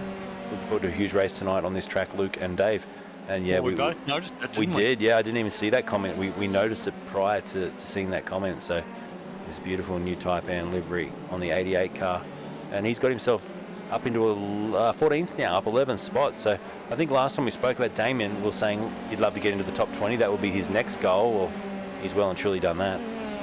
Well, again, I'm going to say it's been a very quiet evening. I haven't seen a safety car. That's good. You've done it now. You've jinxed it. Here's Brant Johnson in a bit of a battle further back in the order as well for Sandgroper Sim Racing. Was he the car that spun around before? It was definitely a Sandgroper car that went around. And he's in a battle here with Jorgen Smith. Jürgen. You did it again. You're going to get it wrong, and I did. So, two abreast through turn one is not pretty. Hung around the outside, and he's got the inside into three, so that's a pretty good move. And that's not the leaders coming through behind, is it? No. Oh, no, it's not. Where is it? I don't think it is. No, it's not. I'm so confused in this at the moment. There's cars everywhere. No, that is somebody else. It's Evans behind. P3 though, so the leaders are already through here. It was Brant that did that big slide before, and Tyler Blackburn's had a crash too. Where's Tyler? Someone's gone around coming onto the... Oh, there it is. Big cloud of smoke there. That was Tyler Blackburn, I think. Tyler Blackburn having a spin coming onto the front straight, so he's lost the tail end coming out of the hairpin. Let's have a look. Thanks, Alex. So on the back of Mickey, went for the move to the outside, and the door was sort of squeezed, and then he's just going to light it up around the outside here, and like a big pendulum goes around, and we'll feed all the horsepower in a second and spin this around with a nice big cloud of smoke. Lovely. Good effort, not too much time lost. It's all about not losing time, isn't it? That's it, back with your race leader. 31 and a half or so minutes to go. Half a second covers the top two. And Bailey Evans now further back has dropped nearly 10 seconds off the lead. So best of the rest. Bailey Evans back with McGetts and Fitt. Josh Fitt right up there as well now in the top five. I said at the start, good to see Corey McFarlane back too, and he's P6, so Corey having a really good run tonight as well, up 10 spots. I'm just looking at the incident points on the cars again. You've got three guys on 13 points, being Marcus Konitska, Alex Court, and Rob Bowden. Obviously, Rob copped a lot of those that start line infringement. It wasn't his fault, but he still gets the incident points. Yeah. And then you got Luke Hayden back on 12 points. So there's a few there that will be needing to watch their off tracks towards the end of this race, because we're not a long way in yet. You're right. Yeah, it's still half an hour to go. So it's some of them have only got 5 points left. So. It would make it nervous too when you get to that stage when you've got to start driving, at 9 tenths instead of 10 tenths, and when you do make that mistake, you can risk, what is it, a drive-through penalty? Yeah, you get a drive-through penalty first time, and I think when you get to 20, then you get another 7 points back, and if you use those up, you're disqualified. Chris Ireland, 5 second penalty. 5 second penalty added to your time because of incident on lap 4, corner 1. Okay, that was the one we watched for the back of his car got up in the air. So Chris Ireland has actually copped a penalty for causing that incident. Yeah, Mickey runs through now, P23 up 10. Just trying to see if we got the Mickey fans back in the house. Not yet. Oops, I go to the wrong screen. Sorry about that, folks. But yeah, Mickey back after a hiatus, doing a great job. P23, and Luke Eden as well, up 6 now into the top 20. There's some big gaps out there. It's a circuit where I thought we'd just have mayhem, but they've actually spaced themselves out and they're just chipping away lap after lap, these drivers, and that's, I guess that's the maturity, isn't it? Oh, Patrol, a bit of a blow up there, so he'll get in trouble for that probably. He sure will. That's Yeah, don't not- talk over each other. That is a warning. 55 and go ahead. 55. Yeah, turn 1, lap 28. We'll get a look at that in a sec. And we'll he's have wandering a... down the side of the track at the moment. Is next. Patrol's the one that spun there. I'm just going to have a quick look at that on a replay. And we heard the outburst. Sorry about that, folks. And let's have a look now what happens. So he's going down the pit straight. The slow car to the right, one of the Sandgroper cars, is it going very slow and blocks him, and then he just checks up. And not really anywhere he could go at that speed, was there? No. I think that was just awkward. And Brant Johnson and Josh Fitt had an incident as well. So what happened here between Brant? Let's have a look. This is a little bit later, down towards the hairpin, under brakes, and he's just going to lose the back Yeah, end. he's lost the back end. Oh, and then that's where Josh Fitt went in and collected him. So Josh was having a good race too. So that's hurt him. I don't think that either have copped too much damage out of that by the looks of it. So Josh's still They'll running. be able to get it.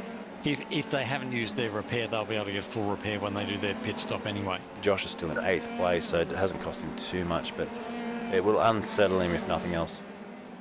So have we got anybody who's done their compulsory pit stop yet, or probably not with the time still there? What are we at? A couple of drivers down Yeah, further. So Jack Mara and Rob Bowden, 2 drivers that had issues at the start, have both been in and out of the pits.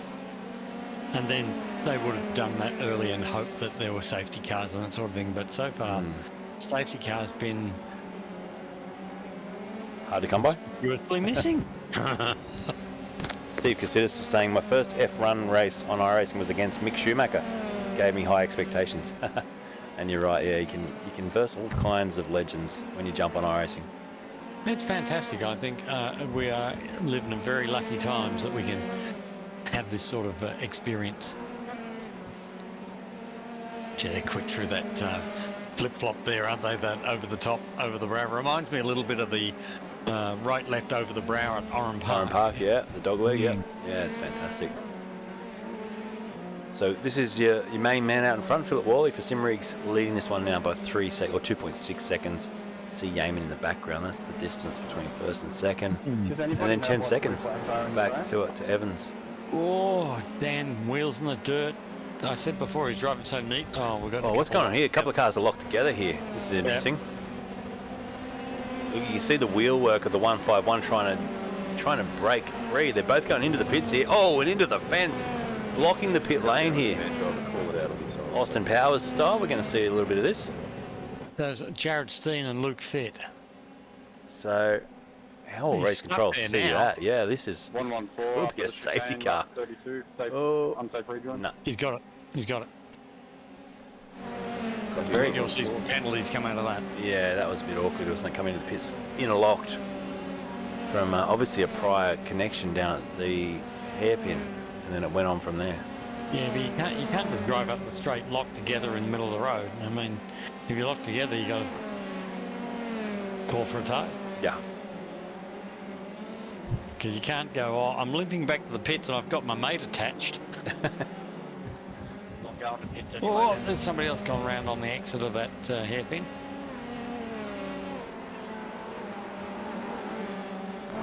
On board with Ben for Racecraft Gold. Back in 23rd place, I should say, having a run here at Chris Island. Slips down the inside, down the outside. And how can Yeah, you can try and get the drive out here to get enough up over the top. Oh, watch the pit wall. Squeezing him. Good racing. Good clean racing. That was good. No, didn't quite make it. It was a really good effort. Another good looking car, that one. The yellow, I think it reminds me of the Christopher Mitchell Racecraft car. Shout out to Chris Mitchell if he's watching. We miss him. As we go back to your race leader once again, 3.2 seconds the lead as it continues to fall in Phil's favour here. I was looking at the championship points before. Philip, 488 versus 688 for our championship leader, Ben Roberts. So he's 200 points behind. If he can get full points out of this race, that will put him in a good position to really toe that you know, to climb himself back up the ladder towards the top of this championship. And put some pressure back on Ben in the lead. Yeah, and the other people in the championship we're looking at is Jack McMara, who's P2, about 50 points off the lead now. Where's he sitting in the race tonight? I don't think he's had as good a run as he would have liked. He's down 7 spots in 17th, so we know he's got some pace and some speed. He's just got to chip away. One thing he has got going for him is I think he has stopped for fuel. Let me have a quick look and confirm that he has. So he's the top runner that has stopped in this race, and he's down 1 lap.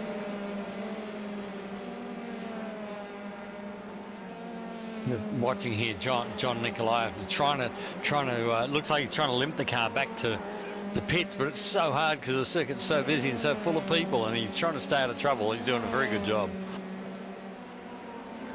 How's this battle pack? This is way down in 27th, 28th, and there's some lap cars in here as well. And Worley, that's your race leader, was saying about blue flags. Now, Court's saying they're racing for position. Well, you can't ignore blue flags, though. Doesn't matter if you're racing for position. You're not racing for the position for the guy behind. Yeah, that's right. So what he should do here is he should probably back off, let Philip Worley by. Oh, this is going to be awkward. Tuck in behind Philip, and as Philip pushes his way past the guy in front, try and tag on the back and go through with him. That's you know, that. That was not to wait. I'm not sure. Here's your last warning, everyone. Last warning there from race control too. So Quiet. Alex Rue gives them a serve. Yeah, and worthy too, because they know the rules.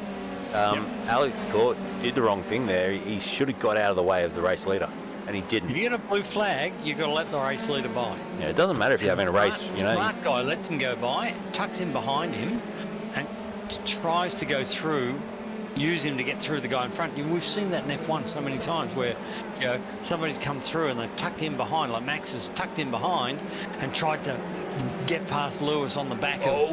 Into the fence as Marcus Kaniska. Big hit for him, and that could be a safety car. Can he limp that home? Huge crash. He's limping these, all right. It's a big crash, but the car does. They're limping everywhere. 35, I think he's going to be stuck. From everywhere.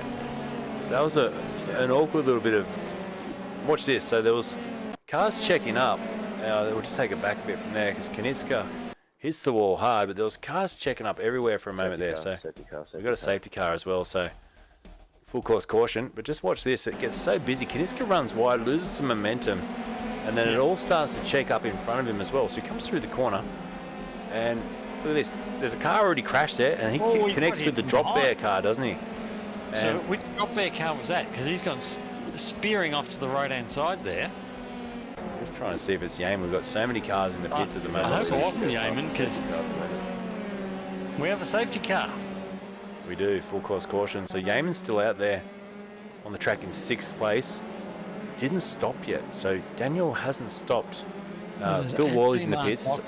I'm just going to go back on my other, see if I can find out what actually went on there, Luke. Evans is in the pits as well. So's McFarlane, so's Magetz, and so's Banks. Daniel Yeaman will also come in now. So in all this, where is Paul Rogers? Because he has stopped. As Worley does get out in the lead of the race. So they're going to hold position here. I've got a feeling it was Daniel Yeaman, that car involved. I'm just having a look. I will tell you right now. And it was Daniel Yeaman. That's costly for Daniel. And, you know, he's driven such a great race. He's just got tangled up there with something. But he's also running the back of somebody. So, you know, that'll be an interesting one. Because, you know, even though he's a faster car, even though he's a lead car, the car in front, you've got to give them racing room. And he's tried to go down the left-hand side and there wasn't room. They've come together. Okay, he's paid the price. The other guy's paid the price. And the third guy's paid the price. So if I was Daniel, I'd be thinking I might be getting a little drive through there. Wait and see. See if we can pick up some replays on that. I'll just try have a little bit of a search here. That was in the pits. We might go back a bit further. Lap 37, I think it was, Luke.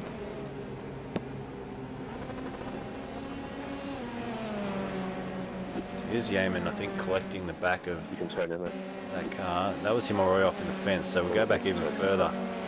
In fact, if we go to the Brand Johnson crash and then flick across to Daniel Yeaman, that's going to give us Everyone please sit on the left-hand side. So here's Yeaman. Just watch this. everyone who is a lap. We'll jump on board with him, Dave, and talk us through this. What happens here? So he's come down here and he's trying to get a run. He's come through. He sees Marcus and he's a bit slow. He's on charging down the left-hand side, but there was just, I think there might have been a bit of net code might save his neck on that.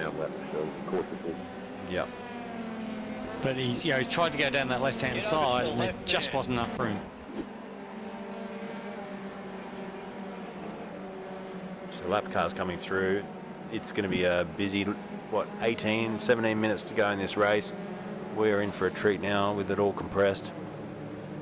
Yeah, and who's had the fuel stop? Everyone's What's stopped the lead? now. Everyone has? Yep. Everyone's done fuel? Yeah, everyone's done fuel. So I think our pit lane strategy board is still broken. Let's have a look. Yeah, it's still busted. That is the end of wave round. It's not as good as that countdown, eh? 19 minutes to go with the fuel compressed. So while we're having a quick breather here, let's have a look at that beautiful Racecraft sim again quickly.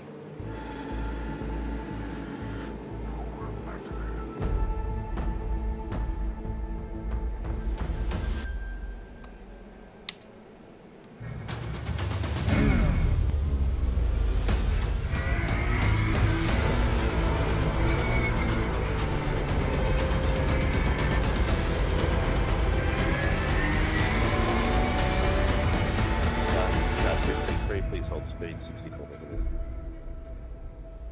Beautiful bit of machinery, that one. Racecraft simulations. Go Google, give them a Googs, and check it out. So we're about to go green again. Safety car's pulled off. Philip Worley in car 233 has control of the field at 60 kilometres an hour, and now he has the right to go whenever he feels like he should go. Car 223 now have control of the speed. Here we go. And we're green. Green. Good jump too. Gee, got away well. Good drive. No wheel spin out of the hairpin. And see you later, he says. He grabs straight away a 0.6 of a second gap. Back to Bailey Evans. And once again, we've got two Simrigs cars in the top two. We got three of them in the top four. So having a really good race tonight. So I can see Dan Yeaman off the road again. I know. Yeah. And who's the other one? I think Rogers is the other one. So it's all gone pear-shaped now for Daniel at the back end of this race, sadly. We'll have a look at what happened to Paul Rogers. He was involved in that, and he's requesting a tow. We could go back to caution here. 5, 2, 1. Please don't talk over each other. Go ahead. There's Rogers now off the track. Now, does he have a secondary crash here? Because there's Yeaman. And why does he need a tow from here? Does he have another crash coming back on? Or has he just gone down into the grass and got stuck? Or maybe the car's so damaged you actually can't drive it back. Yes, you can tow from there. He's been told he can tow, so he will get back on to pit road and we will stay green, which is ideal. Oh, that's very wide in second place there. This is Corey McFarlane. He's dropped that second, whoever that was in second. Evans has dropped that second place by getting really wide out of the chicane. So Yeah, this is close racing, real close racing. Look at Bailey Evans and Magetz as well behind. That was really close, and good job Corey McFarlane. Now up into P2, 14 positions he's made up in the race, and what a drive as Evans comes back at him. So Corey McFarlane, is he in a Drop Bears Motorsport car tonight? I didn't realise. I may be completely wrong. They may take my brain out in the last 2 weeks. I wouldn't know. But I thought I didn't realise that Corey was part of Drop Bears Motorsport. So that's good to see him. If it is, and he's on debut for them, that's a really nice outlook. And I see Dan Yeaman coming back out of the pits again now after some more repairs. I had a feeling Corey's driven for them for a while, so maybe not. Maybe well, he's got Send It Sim Sports on his overlay information there, which is he puts through himself through to the SDK. There's definitely a Drop Bears livery. He's definitely in a Drop Bear car, yeah. So it looks like oh, gee whiz, it's ragged down through there. Didn't it? Yeah, on the edge, incredible. Have another look at that at full speed. That was great to watch. Watch how much he throws this down through the SSC. Look at this slide. Great. That's where they're relying on the downforce of the F3 car. They produce good downforce. 10-second penalty for causing it into the lap 42. Is 42? Is that the one where Yeaman? Is that the one you were talking about before? Into the back of another car? Yep, and that's car 85 is Dan Yeaman, so he's just got penalty for that. Yeah. I should go into the palm reading business. They're into the 42s at the top. Gee, it's good pace out there in race trim. That's 46 laps in with 15 to go. So we're going to hit 60 laps in this race. It's incredible. Oh, McFarlane's wide and across the dirt on re-entry. And who else? Tiago's off as well. I think Tiago might be in trouble. He's on the dirt. Rejoining now back in 18th place. So a little bit of an error there for Tiago. Yes, mate, you can say. I think I'm going to say most of the lap cars have been very, very, very, very good. They all complained that there's going to be a chaos and crashes everywhere and everything. I think it's been pretty well run event. There's not my watch talking to me. There's not been a lot of issues at all. It's been really, really good. Really. Oh, as I say that, there's a few taps, and I see Dan Yeaman caught in another one. That was like lap 460. But they've been really well behaved. I think they've really showed the class of the competitor in F3A. 100%. And Tom Wilkinson confirming, yes, Corey is back where he belongs with a smiley face, and Dylan O'Shea laughs. So there you go. There you go. Yeah, so he's back with drop there. So good to see. Jack Mara here, second in the championship, back into P7. So I spoke about him earlier, and as McFarlane does a new fastest lap of the race on lap 48. But Mara took that early pit stop, and now everything's sort of panned out in the wash. He's found himself back in the top 10, and this is good points for him with Benny Roberts away as well. Yeah, good bit of damage control. Further up the order in P4, Reese McGatt still trying to chase down Bailey Evans, and we've got another spinner. Is that Yeaman again? Or is that, no, that's McFarlane. And it's McFarlane, yeah, yep. And there was a call for blue flags. Have they been impeded by a lap car again? Let's have a look. P2, P3 off the road. So this is on board with McFarlane. What happens here? He goes through on the lap car, just loses it by himself. Oh, and then bang, Evans into the back of the lap car. Wow. The lap car has jumped on the brakes because of Corey spinning, and everyone's gone bang, bang, bang right in the back of him. Yeah, I'll see if we can get another look at that from Evans' point of view. Here it is. That's an unfortunate incident. It's not anybody's fault.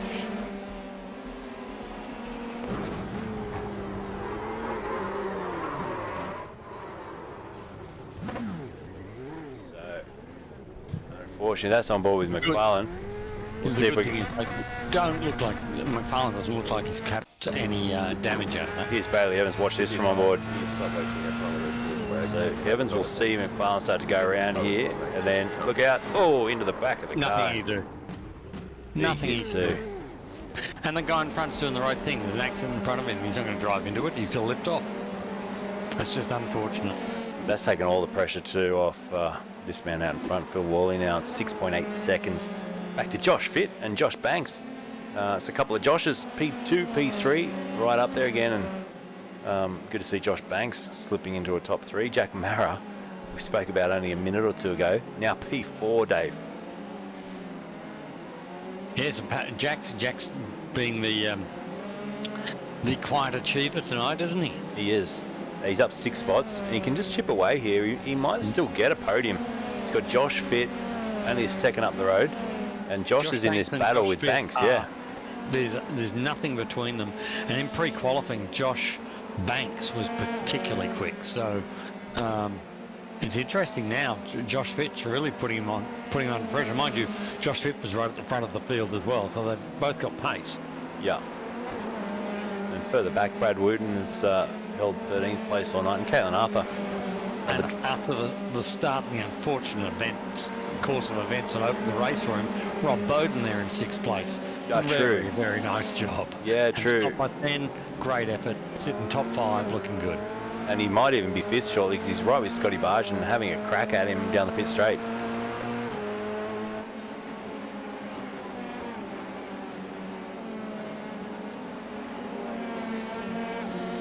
We'll flick across shortly and have a quick jump on with Scotty. Here's Scott now on your race cam for the evening.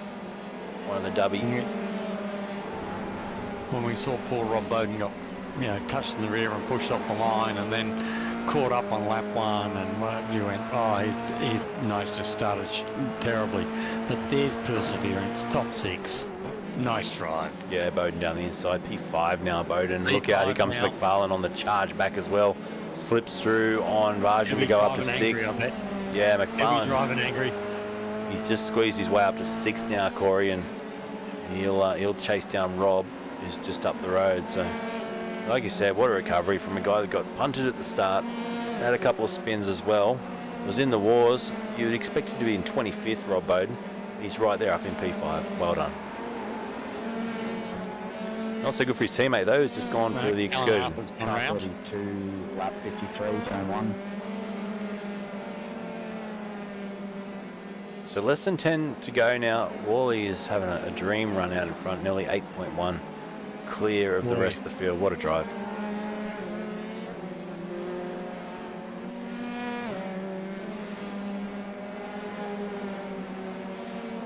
So I think Corey McFarlane's just gone through on Rob Bowden, so he's back to 6th now. So Corey's driving angry. Corey's on fire. What was his last lap? 43.3. No, sorry. 43.3. Yeah, can you run the tyres off these cars though? Can he overdrive this and actually ruin his race with 8 to go? No, I doubt it. Jack Oh, Marra's got doing it. 43.3s as well, so Josh Pitt's on a 43.4. What he's got to Josh watch his Pitt's incident points, 43.2. Dave. He's just run off the track again. Well, Corey McFarlane's on 16. He's only got one more and he gets a drive through. Yeah, so he just ran off onto the dirt. So if he does that again, it's probably curtains he'll get a run through the pit No, lane. he's got 5. Sorry. Incident point? No, I've got the wrong screen up. Sorry. Let me have a look. Corey McFarlane. He has 12. Oh, so he's got contact. 5 up his sleeves. Oh, contact. Mickey got hit from behind, and Oh, that was be a Ben late Brazier as break well. feature. Could be a late safety car if they I can't get reckon going they- again. Oh, they got him split. They might get away with it. Yep. Unfortunate. Cleared. Meanwhile, I thought for a second Jack Marrow was in trouble. He's not. He's P4. He clears through the dust and everything there. And here's Will Ryan as well as Mickey rejoins. Jump on board with Ryan. There's Rubok on the side and Will Ryan trying to slip up into 8th place here. This is a great drive from a couple of these drivers. Scott Barjan's up 21. So is Will Ryan. 21 positions inside the top 10. Fantastic.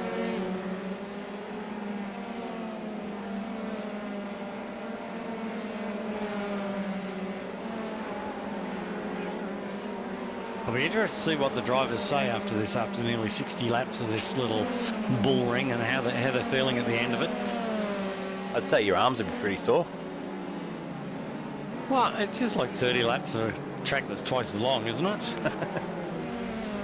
It's a fair bit of work and concentration, though, I reckon, as one man who's hasn't needed to work as hard as others, or has made it look simple out in front, can just manage this to the end now with probably about 8 laps to go, 7 laps to go. He has been attacked all night, hasn't he? Just looked clean, cool, calm, and collected. Yep.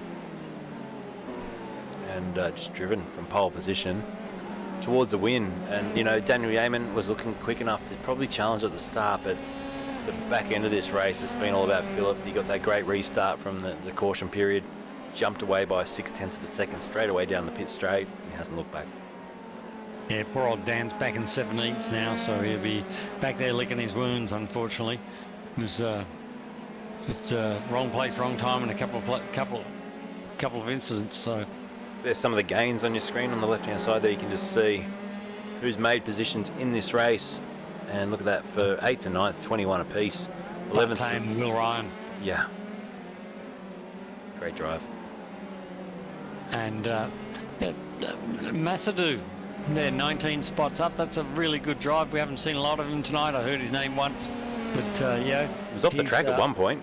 Yep, he's obviously done a good job, Tiago, and he's got himself just outside the top 10. Yeah. What they countdown at, Luke? 5 minutes and 22 seconds. Yeah, it's ticking away now. So we are going to crack the 60 laps. We're probably going to get 65 in. So, wow, it's a big number. It is a short lap here, like you said, but it's a big number of circuits around this place. And I mean, I hope we come back here. This is you know, when I saw it on the list of tracks, I thought this will be great. I love this. Always loved it since Toka 2 and, you know, British touring cars. Yep. I've always loved this circuit, but to see these guys, you know, probably the best F3 races we've got here in Australia and in the world, take to this track is fantastic. I used to love the old Thruxton on Toka 2. Yeah, true, yep. Snetterton.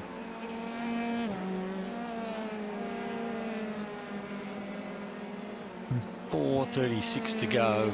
I'm trying to remember. It might be what's the track with the big lumps just before the you get back to the pit straight? It's up and down, up and down, up and down. It's a British track. And my mate Spike got up was telling me there's a corner called Bomb Hole. And it's actually from a bomb in the wall. Bomb hole. Yeah. So it's on iRacing where you go down the back straight, you go left under the bridge, and then you make a right-hand corner. As you go through the next one, there's a big depression in the middle of it. It's called the Bomb Hole. Yeah, and it's actually from a bomb in the wall.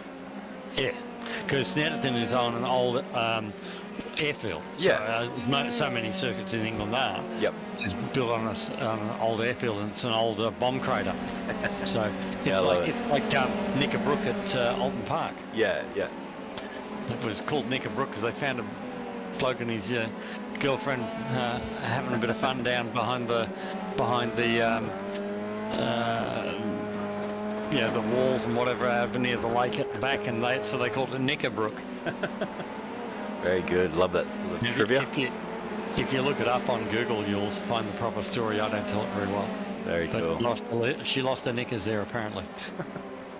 Oh, very good. We got 3 to go, 3 minutes to go in this race, and keep coming back to give this guy some airtime, because quite often when they're leading by this sort of margin, they get neglected. But Nothing.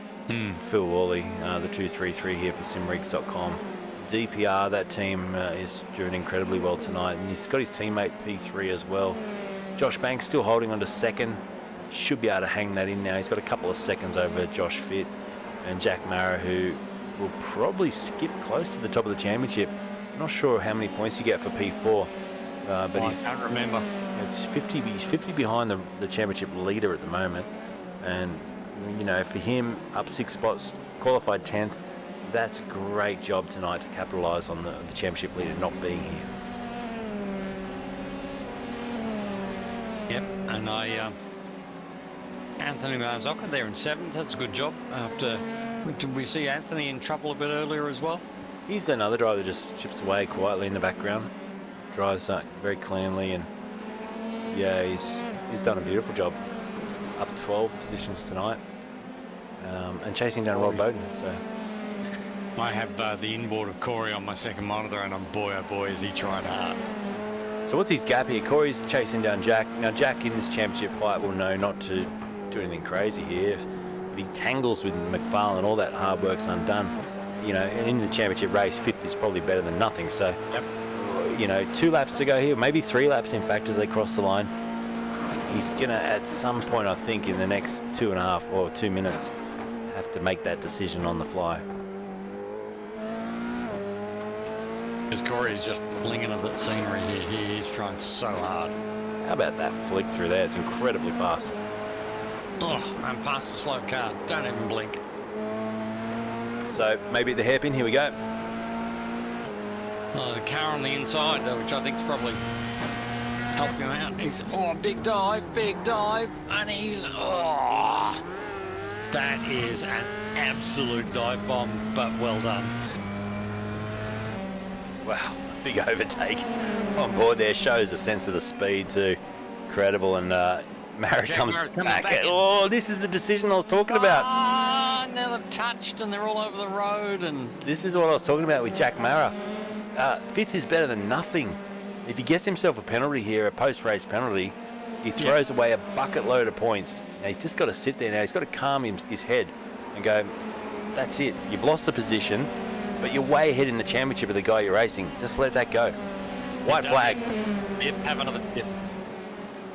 White flag there for our race leader as he goes through into turn 1. You can just see in the background. There's that little flag man. That was such a big dive from Corey McFarlane. So late into the corner. How he hauled that up, I'm not quite sure. And he lost it. The tail came round. He had opposite lock, and he's got off the brakes and back on. And he managed to get it through there, and I think he was very lucky that Jack Mara was very aware of what was going on and left him plenty of room to have his moment. Incredible. But this man's going to take the checker flag tonight with a fantastic win. Round number 6 goes to Philip Worley with a fantastic drive from pole position and a dominating win tonight ahead of Josh Banks, who will take second place in the race ahead of Josh Fitz. 2 Simrigs cars in the top 3.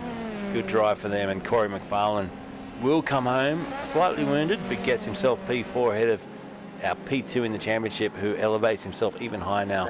Jack Mara P5, well done. And Rob Bowden coming home 6th. Great drive. Excellent job. Mazoka 7th, Scott Buttain 8th.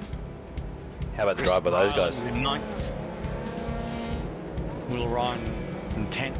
Damien Cairns there, P11. He'll be very, very happy with that tonight. Tiago Massadou 12th. Cullen Arthur 14th. Paul Roger 15th. Nick Buttrell 16th. Tyler Buckton 17th. Alex Court 18th. Luke Fitt 19th, and top 20 rounded that by Bailey Evans. Bailey will be disappointed in that. He had a lot of pace in qualifying. Obviously had a rough time. And then 21, just outside of the top 20 is Nicky. Welcome back, Nicky. Yeah, good drive by all involved there around such a tight track. I'm actually surprised we didn't have more carnage, and credit to these drivers. They put on a show each week, and round 6 has been nothing but fantastic to watch. So big thanks to all the competitors as we see Phil Worley about to celebrate with a bit of a burnout here, and we'll get the results from our racing up on the screen as he does so. And here it is. Phil Worley confirmed the winner there by 9.1 seconds in the end over Josh Banks and Josh Fitt. Great drive. Corey McFarlane 4th, Jack Mara rounds out your top 5. Let's see if we can't get him in for a chat soon, and we'll go through a few little things as we wrap things up from this fantastic circuit, Knockhill. So, and a big thanks to Dave Roberts joining me back tonight in the commentary box. Has made it so much easier for me, and mate, your comments, like I said when you're away, I missed your expertise. Your comments are just so valuable for this series, so thank you once again. Mate, thank you. I missed the fresh air, the fresh food, and a bed I could sleep in, but it's nice to be back. I'm not at full strength yet. I'm pretty quiet still, and pretty sore and a long way to go yet, but it's nice to be home and nice to be back doing some of the things I enjoy. Fantastic, mate. We love you. And let's go to our top 3 now. We'll start with Phil, our race winner from pole position tonight, mate. What a great run. Congratulations. You made it look easy out there, but I'm sure it wasn't.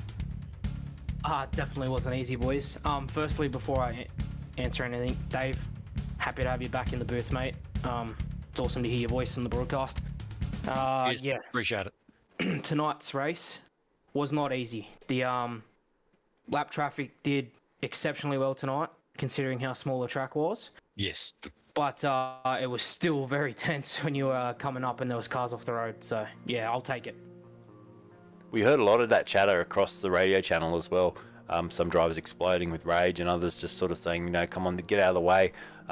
We saw you as the leader, having to come through a lot of lap traffic. Some guys involved in their own fights and not really understanding the rules where they've got to get out of your way with the blue flags. But, at the end of the day, you held your nerve. You didn't get upset by that, even though it was probably frustrating. And a couple of others did, and they tripped up.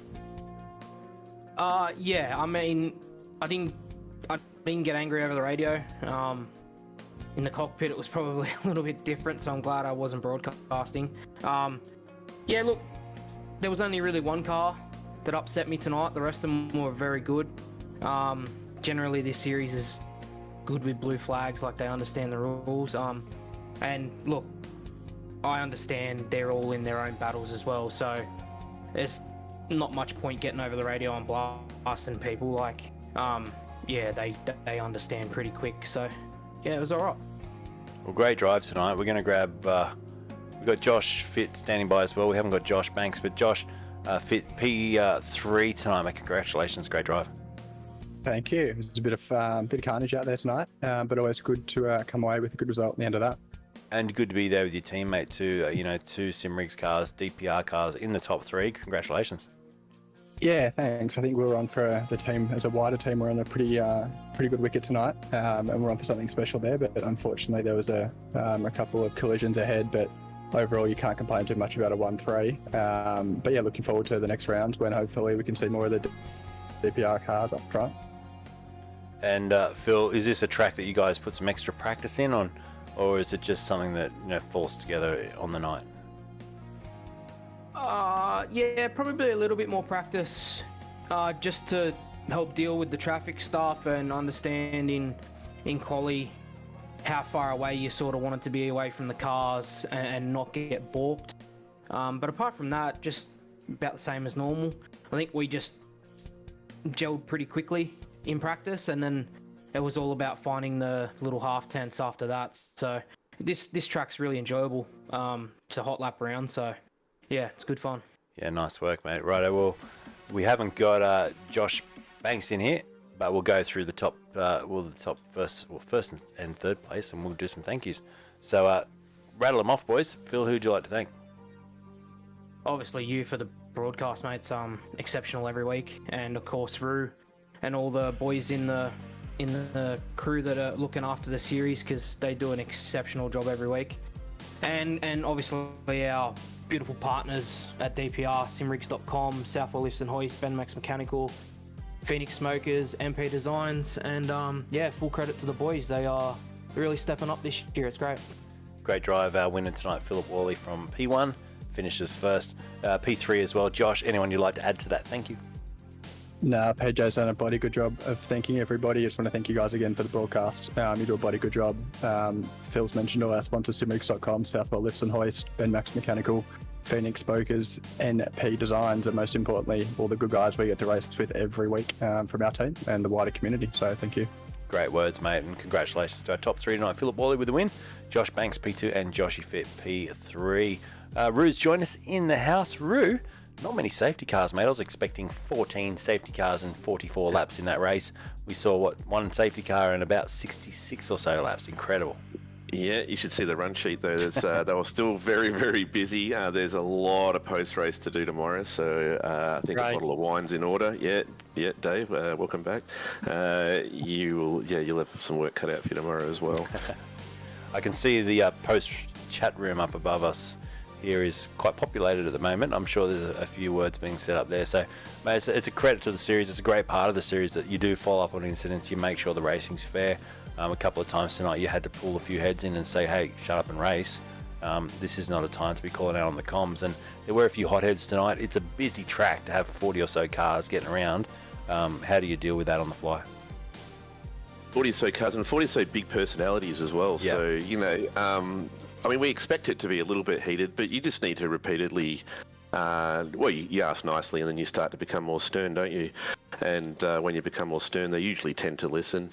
And then the post-race is held tomorrow night, mainly because everyone's kind of calmed down by then, so you can talk a bit more logically and calmly. Right now, I reckon the post-race race chat's lit. I reckon there's a possible angry party going on in there. Nobody's talking. Oh, we can't see that. I'm sure they are. Yeah, we won't jump in there. We might have to use the old beeper. Jack Mara is probably going to jump to the lead of the championship, Rue, after tonight's race. Yeah, I was surprised Benny called that one, and Benny loves racing, so I hope he's okay, because got to be some issue, hasn't there? That's right. He's not really flaky when it comes to this kind of thing, so I imagine it's something decent. But that's also made it exciting for everyone else, I suppose. It's going to close it right up. So Benny's going to be chasing, and Jack, Mr. Consistency, has put himself up the top. Well, great job, and wonderful to have Dave, like I said, back with us tonight. His comments are just so, incredibly good, and mate, takes so much pressure off me too. So big thanks, Dave. Thanks, Rue. Anything you guys want to add before we pull the plug and head to bed? Yeah, Donington next week. So that's a track where I think it's actually going to be a little bit more settled. But apart from that, just thanks for racing, thanks for watching, and see you next week. Yeah, hang around. Some big things coming. Big things coming. Yeah. But love the teasers, and can't wait. Well, thanks, can't boys. Say anymore. Yeah, that's it. Yeah, can't pry any more out of them yet, but big things coming for the FRG crew. Big thanks to them. Big thanks to Racecraft, of course. Tonight's code word for the VRS competition is HAGGIS. HAGGIS. Make sure you get into that as well. And a big thanks to Schots and lovely stickers as well. Big thanks to all our sponsors. Incredibly, this series is brought to you by Racecraft Simulations. So until next time, thanks, boys. We'll see you at Donington next week. Damn it. Cheers. Excellent. Good night. See you all. Good night. All right, so that's it for tonight. Thanks for tuning in, folks. And I'm going to leave you once again with a couple of our quick ads to round it out. This is Shots, followed by Racecraft. Good night.